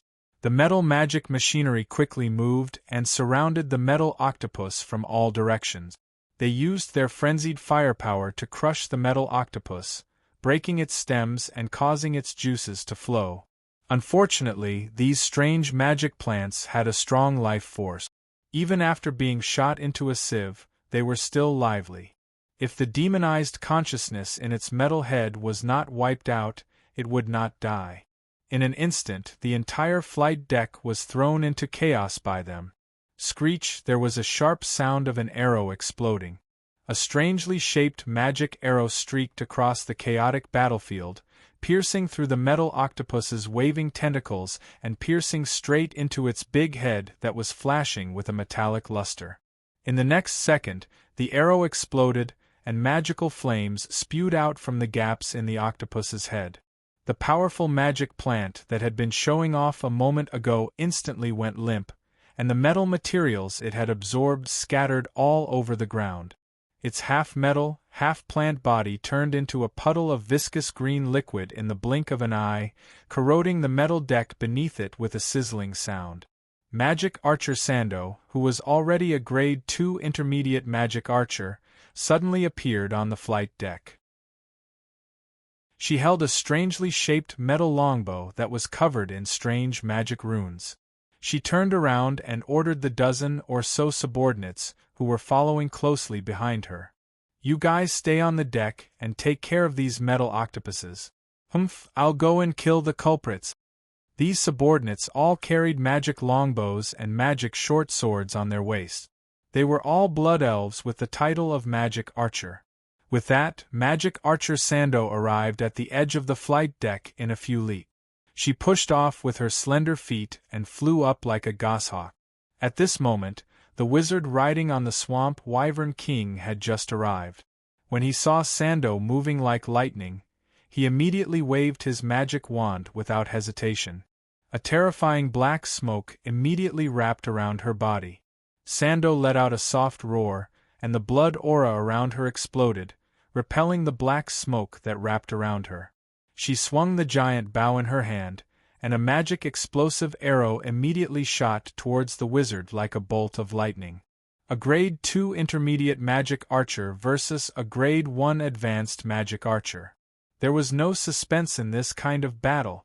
The magic explosive arrow instantly pierced the wizard's forehead, and his entire head exploded like a watermelon, splattering blood everywhere. The swamp wyvern king had just raised its neck and let out a cry, but before it could dive down, it felt its body sink. Sando had already jumped onto its back. She switched the magic bow to her left hand and pulled out a short sword with her right hand. With a light slash, the huge wyvern's head was severed from its neck, and it tumbled down from the sky. Sandor stepped on the wyvern's corpse and scanned the sky for her next target. Then, she leaped into the air and dashed over. Midway, the magic bow vibrated, and another magic explosive arrow pierced into the back of a swamp wyvern at lightning speed. In the next second, the arrow exploded, and the wizard apprentice on it immediately screamed in pain and fell from the sky. Sando crossed paths with Sando in midair, and with a flash of cold light, another head flew high into the sky. Sando stepped on the remains of the swamp wyverns and once again leaped into the sky. Sando fully displayed the agility and magical attacks of a blood elf magic archer. It was as if she was butchering cats and dogs, knocking the swamp wyverns and wizard apprentices out of the sky, and then beheading them one by one. Massacre. This was a blatant massacre. More than 100 swamp wyverns, coupled with fully armed acolytes, could easily take down a mid-sized human kingdom without a problem. But on the sorcerer's battlefield, it didn't even cause a big splash before vanishing into thin air. At the end of the day, the Wizard Tower of Loker City was just a regional city. It was rare to have a wizard army of this scale. After the swamp wyverns were wiped out, the Wizard's Pagoda lost its defensive power to continue fighting against the Crimson Fleet. It could only use a dense defensive force field to protect itself, and no longer dared to send anyone out to fight. Thus, the Crimson Fleet deployed more than 300 magical weapon legions and began to sweep through Rockwell City with the help of the Air Force. It had to be said that the armies of the human kingdoms did not even have the ability to fight back when faced with a real wizard army. The 300 magical weapon legions advanced in formation, and a volley of cannons destroyed the walls of Rockwell City. As for the secular guards of Rockwell City, they did not even have the courage to fight when faced with hundreds of indestructible, tall, and steel-like metal magical weapons. They immediately scattered. This was actually a good thing. Once they were determined to attack the magical weapon legions, perhaps the Crimson Fleet would no longer be so courteous. The 3 giant floating ships would only need 2 or 3 volleys of attacks to destroy nearly half of the buildings in the city. When that time came, the citizens of Rockwell City would definitely be buried along with the Entum family. After dispersing the guards of Rockwell City, the magical weapon legions split into small combat teams and began advancing along the streets toward the wizard's pagoda. The 3 giant floating ships floated above them, acting as a protective umbrella.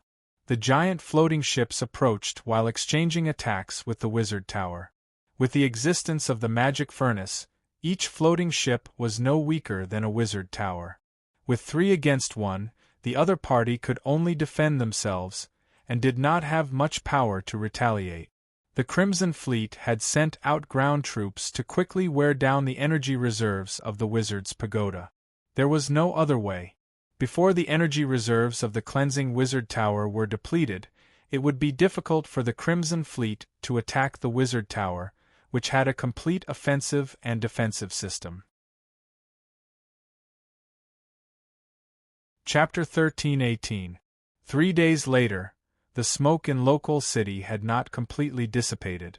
The inside of the city was full of broken walls, scorched frames with burnt roofs, billowing black smoke, and a terrible, pungent stench. The wizard tower in the center of the city had also lost its former grandeur and magnificence.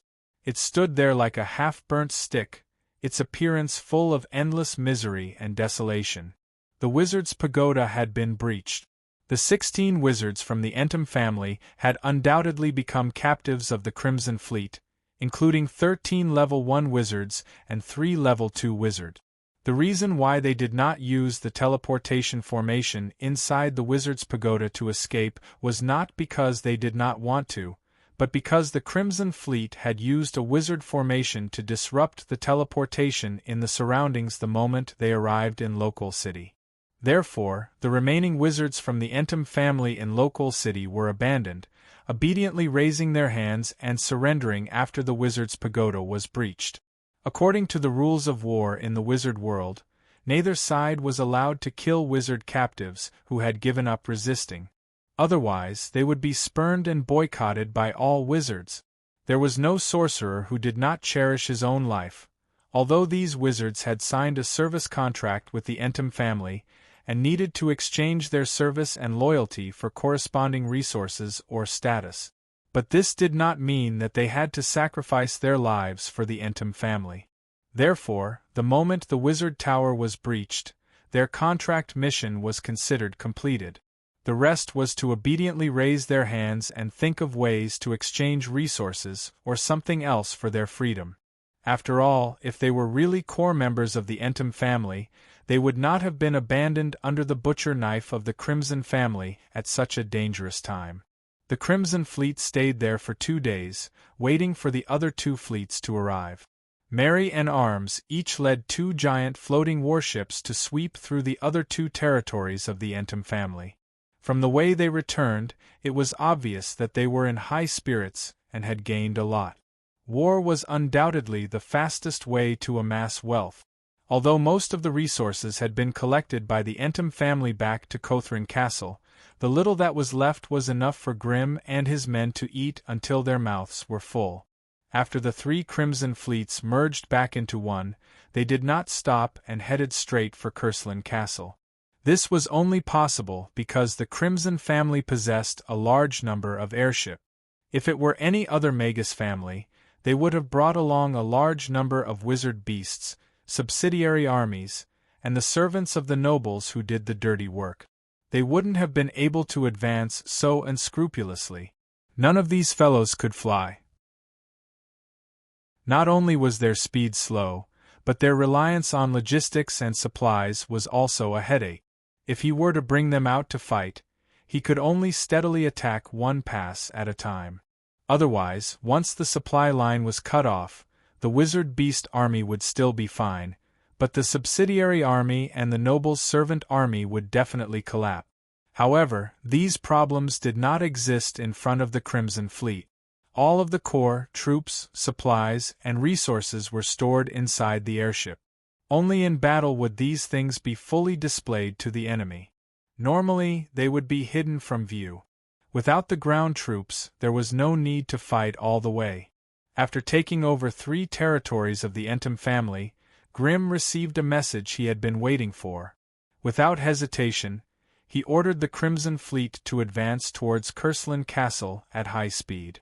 The battle at Gravel Valley could only be said to have lifted the veil of the central continent, exposing the internal conflicts of the scattered Tower Forest. With Grim as the leader, the new force had gathered enough power to topple the existing forces of the central continent. And crushed Stone Canyon was the first stop. However, due to the interference of too many external factors, the victory was a sloppy one. The victory was unclear. Therefore, the attack on the existing forces had not reached the point of making them submit. This caused the scattered Tower Forest, and even the entire central continent, to face the danger of splitting. Once freed and the others had the time and opportunity, they would definitely sell out the central continent to lure in the external forces. By then, the entire scattered Tower Forest would inevitably be filled with the flames of war. If he did not want to destroy his future base, the battle at Curslan Castle had to be fought, and it was a battle he had to win. Grim's advance was slow, and he even had the time to sweep through 3 territories of the Entum family. It was not because he was not anxious, nor was it because the situation was not urgent enough. It was because the time was not right. Grim was waiting. He was waiting for Alice to send a message that the time was right. Life was like a chess piece and fate was like a chessboard. He was slowly approaching, forcing the enemy to make some irrational decisions. Once the enemy did so, to Grim, his advance was no longer bullying the weak, disrupting the central continent, and fighting for territory. It had a more positive meaning. It was to set things right, and to give the central continent a new order. All of this was not for the world to see, but for fate to see. At his level, with the help of Alice, the leader of the Witches of Fate, fate was no longer a mysterious thing that could not be seen or touched. Instead, it was a great power that could be touched, and he could borrow strength from it.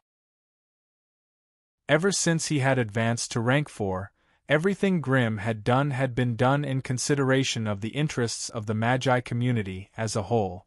Many times, he did not hesitate to harm the interests of the Crimson family in order to disguise himself as someone who cared about the big picture and endured humiliation. He clearly had the strength of a powerful being, but he still pretended to be weak in the central continent. He established the Horton School of Witchcraft, sacrificing the Crimson family's short-term interests to promote the disintegration of the Magi families in the central continent. Even the confrontation between the Grade 4 forces was initiated by him, and the Crimson family could only passively accept it. All of these made Grim's actions seem passive and cowardly, but it also allowed him to successfully avoid the counterattack of the plane's consciousness, positioning himself as a righteous person. This identity was very important. The reason so many geniuses and seniors were rejected by the Magus world was because they did not know how to restrain themselves and were unscrupulous. The sorcerer world had nurtured so many high-grade experts not to let them wreak havoc in their own world, but to treat them as high-grade slaves and high-grade thugs. This way, if a foreign civilization invaded, the Magus world would be able to gather enough power to expel the enemy. The relationship between the Magus world and the Magi was like that between a beehive and a swarm of bees. Only when the swarm of bees grew stronger would they be able to plunder more resources and people from the outside world. Only then would the beehive be able to improve itself. The beehive would also bring more benefits to the swarm of bees, allowing them to fly faster, sharpen their claws, and become stronger. The two complemented each other, forming a mutually beneficial symbiotic relationship. However, the damage that Super Magi caused to the laws of the plane was too great. Thus, the Magus world had no choice but to expel Super Magi who exceeded the limits of the plane. Otherwise, if they were allowed to wreak havoc in the plane, they would sooner or later become a cancer in the development of the plane. Once these fellows were targeted by the plane's consciousness, they would be devoured by the power of destiny sooner or later. Thus, Grim had to be careful and use various methods to conceal his ambitions. Although any Magus could see his ambitions, It just happened to be useful against the plane's consciousness. This was because the plane's consciousness only cared about the results, not the process. To be more precise, the plane's consciousness had not evolved to the point where it could distinguish the subtle emotions of humans. It could only judge the value of one's existence from the impact of one's actions on the world. This slight difference gave Grimm the possibility of borrowing the power of destiny to move forward. To the plane's consciousness, it was always fair and just. The Magi born in the central continent were all its children and resources. Regardless of whether it was Freed and the others who represented the existing forces or Grimm who represented the new forces, they were all members of the scattered forest of towers. They were all part of the plane's consciousness. When these two groups fought and conflicted, the existence of the group that was more beneficial to the Magus world would become the target of the plane's consciousness. Every action of the plane's consciousness was completed through the manipulation of the power of destiny. Thus, Alice could completely guess the true intentions of the plane's consciousness by observing and sensing the flow and changes of the power of destiny in the central continent. Just as the Crimson Fleet dawdled in their attack on Loker City, revealing their empty rear, Freed and the others, who had been intimidated by the Crimson Will, finally made a decision. Their decision was not known to the outside world, but it could not be hidden from the omnipresent plane's consciousness. Thus, the balance of destiny, which had always been fair, finally tilted. After Grimm received Alice's hint, he did not hesitate and immediately led his army to attack Fort Cothran. The ferocity and speed of the attack far exceeded the enemy's imagination. Thus, on the 7th day after the Crimson Fleet invaded the Entum family's territory, the giant floating warship finally arrived at Fort Cothran. This was a war fortress that was on high alert. All of the retreating wizard troops and family wizards gathered outside Fort Cothran, relying on the war wizard towers and defense spell formations. They looked like they were going to fight to the end. Chapter 13:19. The Crimson Fleet was slowly approaching Fort Cothran. Each of the 7 airships had a sleek outline and a large and imposing stature. When they leaped out from the horizon, the hearts of everyone who witnessed this scene couldn't help but tremble slightly, and an icy coldness secretly arose from the bottom of their hearts. On the ground, the goblin chariots, eyeball mechs, combat magic machines, and the huge magic golem dragon converged into a torrent of steel, sweeping up a huge cloud of dust. This was a terrifying magic machine army of nearly 10,000. In comparison, the small castles and fortresses that the Entum family had set up along the way were like low mud walls in front of a bulldozer. They did not even have the ability to block the enemy's advance before they were destroyed by the ferocious cannons and high-energy light beams. This was already the core territory of the Entum family. After operating here for hundreds of years, they had naturally built a set of powerful and complete defense system, as well as a similarly powerful wizard army. Unfortunately, they were made of flesh and blood after all. No matter how powerful the sorcerer army was, their fortifications would be turned into ruins by the bombardment of the cannons.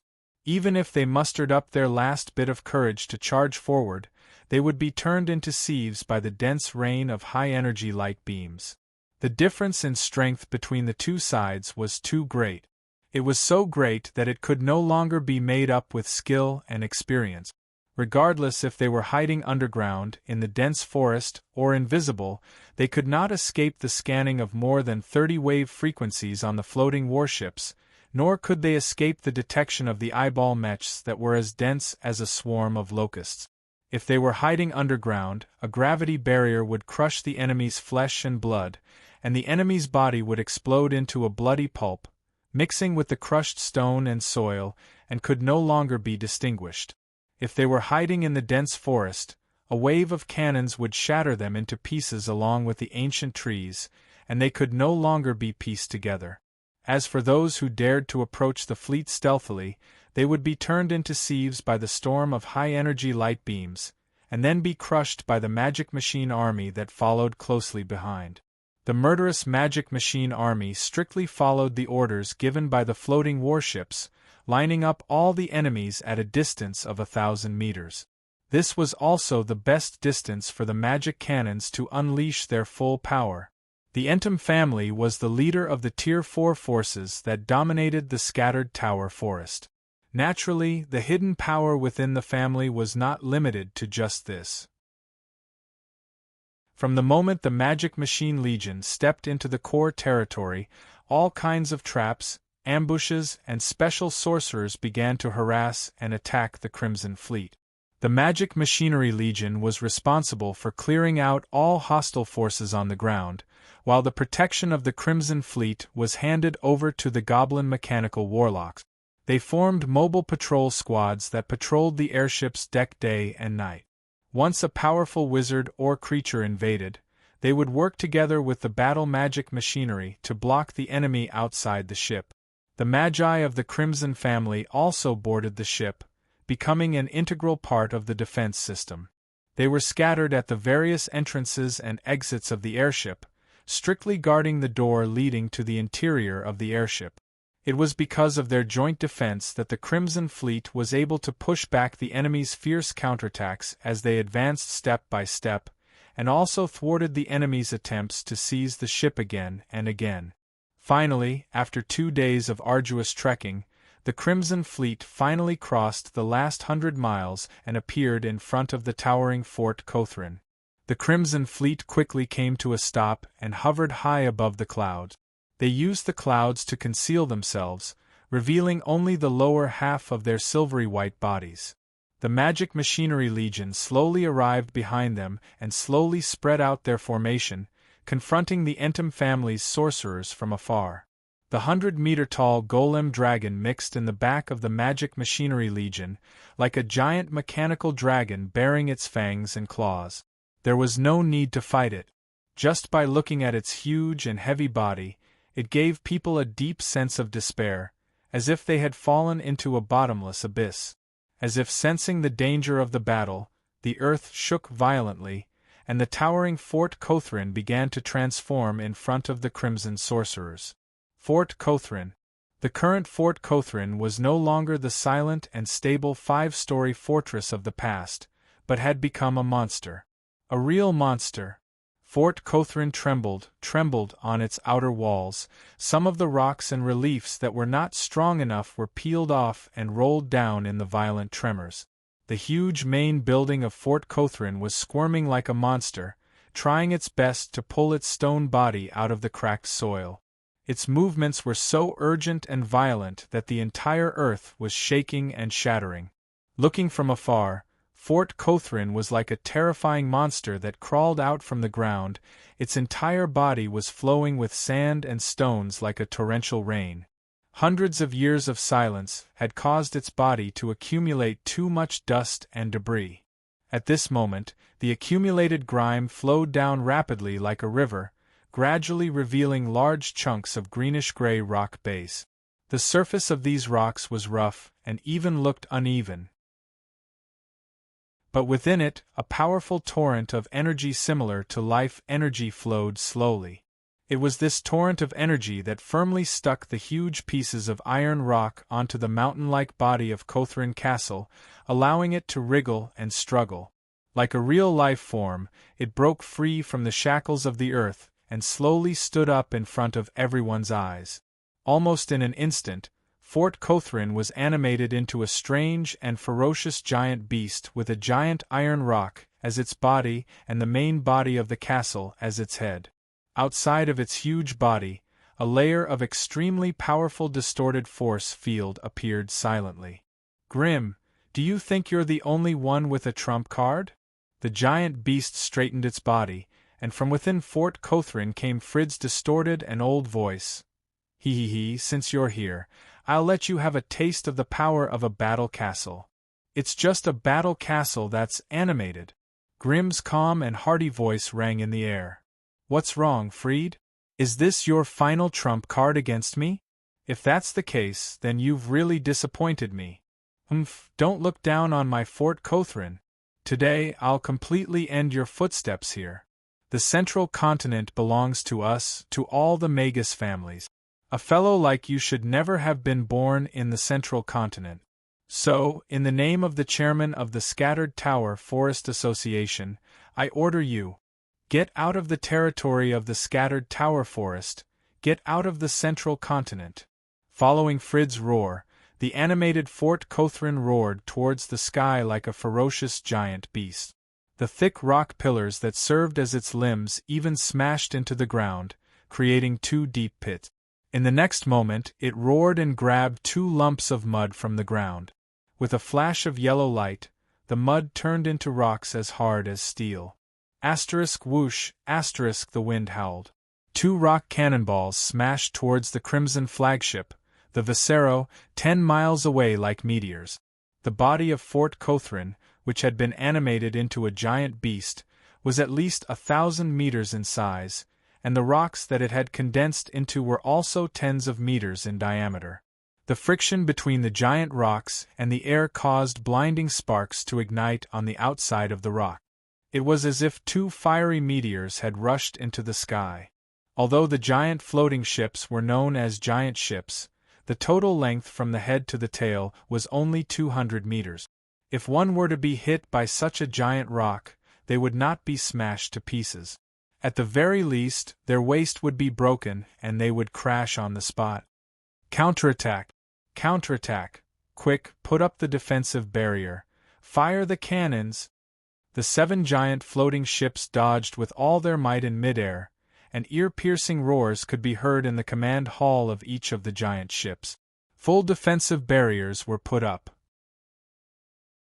Due to the fact that they were of the same origin, these barriers even fused with each other, and the level of protection in the area was obviously increased.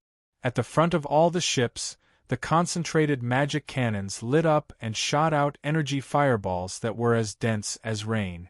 The rain of fireballs and the fiery meteors collided midway, instantly exploding into dense fireworks and a sea of fire. When the giant fiery meteors passed through the explosion zone, they had already broken into pieces and exploded into a meteor shower that flew in all directions. Without the threat of their huge bodies, the scattered meteor shower did not cause any visible damage to the Crimson Fleet other than creating some ripples when they collided with the protective shield. However, the falling meteor shower did cause a lot of damage to the buildings and fortifications of the Entum family, as well as the magic machine army that had no cover.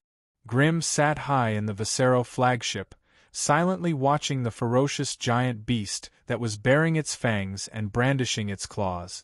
On the projection in his retina, the AI chip projected a 3-dimensional image that was slowly rotating.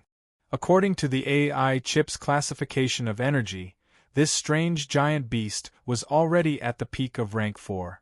In this aspect, it was far stronger than the initial rank 4 golem dragon. More importantly, it was bigger and stronger. If the golem dragon were to face it alone, it would probably be skinned alive and smashed into scrap metal in less than a quarter of an hour. However, according to the AI chip's calculations, this did not seem to be the limit of the giant beast's strength.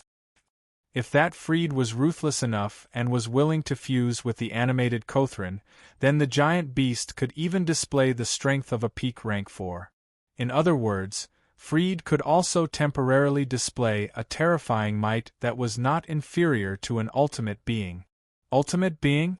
Lately, it seemed that the ultimate being was becoming less and less valuable. Any random fellow that popped out of nowhere dared to say that they were on par with the ultimate being. Grim grumbled gloomily.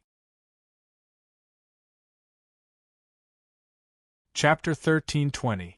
The more Grim thought about it, the angrier he got. But he had never lowered his head to reflect on it. If he had not pressured Fred so much, how could he have shown such a trump card? Fred himself was only at the mid-tier of grade 4, and as his lifespan approached its end, his strength was declining instead of rising. He was already showing signs of weakening. Moreover, forcefully fusing with Fort Cothran was not without a price. The price was so great that even Fred had to think about it carefully. After Fort Cothran was activated, its power source was provided by a source of mana somewhere underground. It could not leave the area within 5 miles of the ley line node. Moreover, every time Fred forcefully fused with Fort Cothran, he had to pay the price of 100 years of his life. To be honest, Fred could not afford to pay such a price. He was now 700 or 800 years old, and he had less than 200 years left to live. If he were to waste another 100 years, it would mean that his life would soon come to an end. It was because of these concerns that Fred did not dare to try this method of pushing his strength to the pinnacle of Grade 4, even though he had researched this method. Even if the Crimson Fleet had reached the origin of the Entom family, Fred still hoped that he could use the activated castle to repel the enemy instead of forcefully fusing with Fort Cothran. Unless it was absolutely necessary, he really did not want to use such a decisive move. As if noticing Fred's embarrassment, Grimm's hand glowed with a red light. His lips moved slightly as he silently sent out a few words. Soon, the magic puppets beneath the Crimson Fleet sped up and overtook the magic mechanical legion, striding toward Fort Cothran that had transformed into a giant life form. And it was not the only Grade 4 creature that had entered the battlefield. In the sky, a loud and clear dragon roar resounded. At the edge of a floating warship, the smooth and perfect body of the Grade 4 Lightning Lord Arms appeared. It opened its mouth and let out a dragon roar, spreading its majestic draconic aura across the sky and earth. Then, it flapped its wings and dove down from the warship. A Grade 4 magical machine of war and a Grade 4 Dragon Lord. In the towering Fort Cothran, the old, stooped Fred was sitting on a tall stone chair, his hands caressing the strange crystals embedded in the armrests to control this humongous lifeform. Seeing a powerful opponent coming from the ground and a powerful opponent diving down from the sky, Fred's face slowly turned pale. He lowered his head to look at the rune crystal hanging in front of his chest. He clenched his teeth for a long time, unable to make up his mind. In the end, he gave up on the urge to fuse. He grabbed the 2 central control crystals and began to fight back fiercely. At this time, Fort Cothran was like a huge beast. With a roar, its 2 thick stone legs suddenly stopped, and rows of thick stone pillars rose in the path of the golem dragon, temporarily blocking it. Seizing the opportunity, it focused all its attention on the Tier 4 dragon that was diving at high speed. After being activated, Kesslin Castle was over 1,000 meters in size. Meanwhile, the Tier 4 Thunderlord Arms was only 35 meters long when fully extended. However, Fred was on full alert, as if he was facing a formidable enemy. The reason was none other than his strength. After being activated, Kesslin Castle was extremely huge, and its strength was astonishing. Such a colossus was naturally as unstoppable as a heavenly god against low-grade creatures, crushing them like rotten twigs. However, once it faced a powerful opponent of the same level, it would be unable to move, and the opponent would find an opening to attack. Kesslin Castle was powerful, but it was useless if it could not hit the enemy. Under Fred's control, the woodmen of Fort Curslin stood up like a ferocious giant beast. Their 2 thick legs were like inverted mountain peaks as they swept across fiercely. Although its movements were slow and sluggish, its huge body and violent strength caused its every move to be accompanied by an irresistible wild hurricane. Ordinary magical creatures would be crushed instantly if they were swept by the edge of the violent hurricane, let alone being hit by the giant legs. At this time, the terrifying power of the Tier 4 dragon, a top predator, was reflected.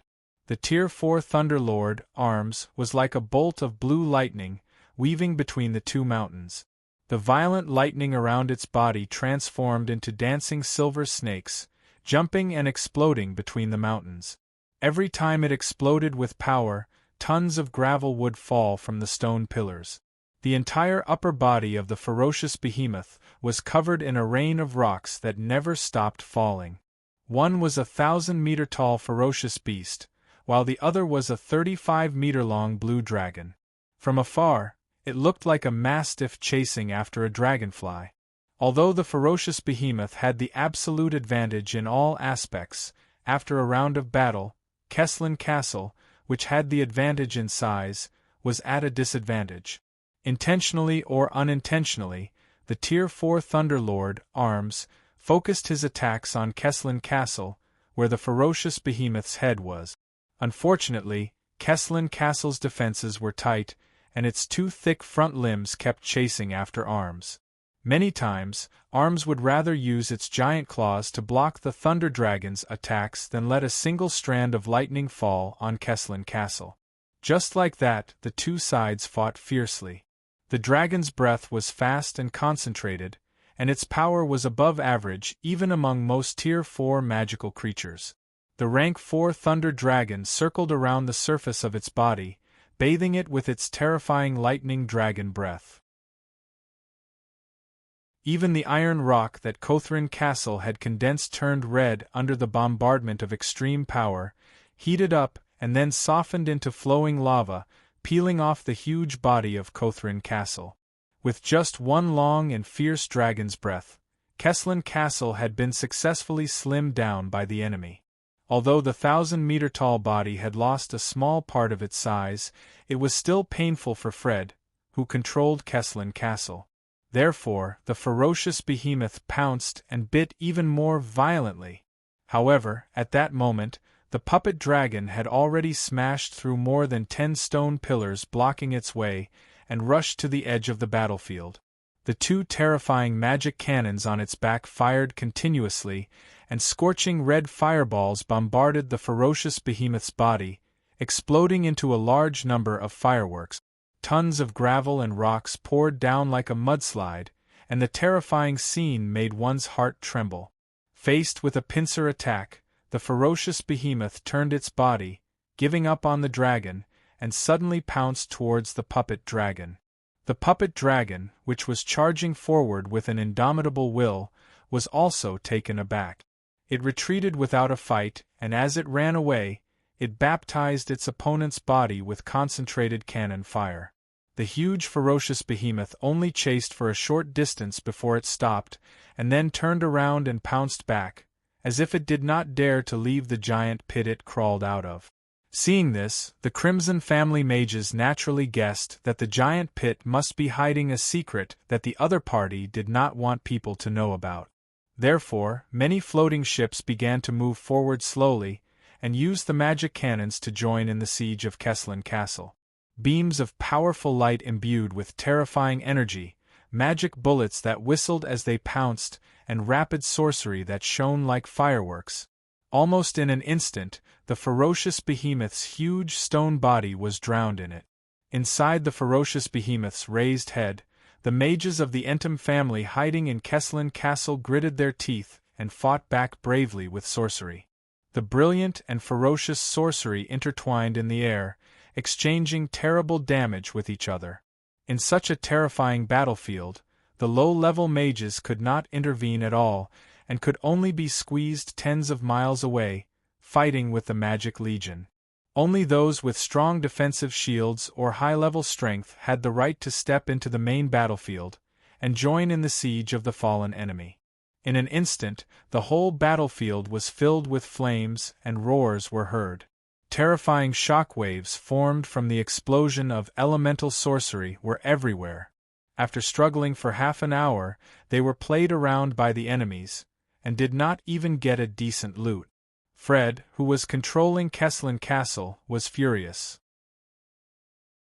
Looking at the ferocious enemies, his heart was filled with hatred, and he finally made a decision. He stabbed his left hand into his chest, and yelled as he opened a big wound, but strangely, no blood gushed out from the wound. Fred gritted his teeth, grabbed the rune crystal, and stabbed it into his heart. Forbidden spell, life combination. As Fred screamed the spell, the magic runes and lines on the rune crystal that was inserted into his heart lit up one after another, outlining an unusually complicated and mysterious sorcery formation. The moment the sorcery formation completely lit up, Fred trembled violently, and his entire body and face aged at a speed visible to the naked eye. His exposed skin was instantly covered with wrinkles and huge molds, and it was as dry as a tree branch in winter. However, under the communication of the strange rune crystal, there was no longer any obstruction between him and the mountainous Kesslin castle. Their consciousness and aura blended with each other, and there was no longer any distinction between them. Suddenly, Kothrenberg froze. The ferocious giant beast protected Kesslin castle under its arms, silently enduring the torrential baptism of the violent dragon's breath, giant magic cannons, and rapid-fire cannons without moving. Tons of broken rocks peeled off and collapsed, piling up into a rising hill under the ferocious giant beast's body. Kesslin castle seemed to have come to life again, and it slowly sank into the ferocious giant beast's stone body, disappearing without a trace. The next moment, the ferocious giant beast suddenly resurrected. It stood up abruptly, and turned into a towering human form. The rocks covering its body were constantly breaking and wriggling, piecing together and condensing together, gradually outlining a humanoid head, body, and limbs. And as these rocks were constantly waved and twisted, its movements were jerky and clumsy at first, then became more and more skillful and swift. And the powerful aura that rose from its body was even more violent, thick, and heavy, making it difficult for people to think of fighting against it. Peak of Grade 4. You're tuning in to the Phoenix Knights YouTube channel. Don't forget to subscribe and join us on this journey to catch the most captivating stories.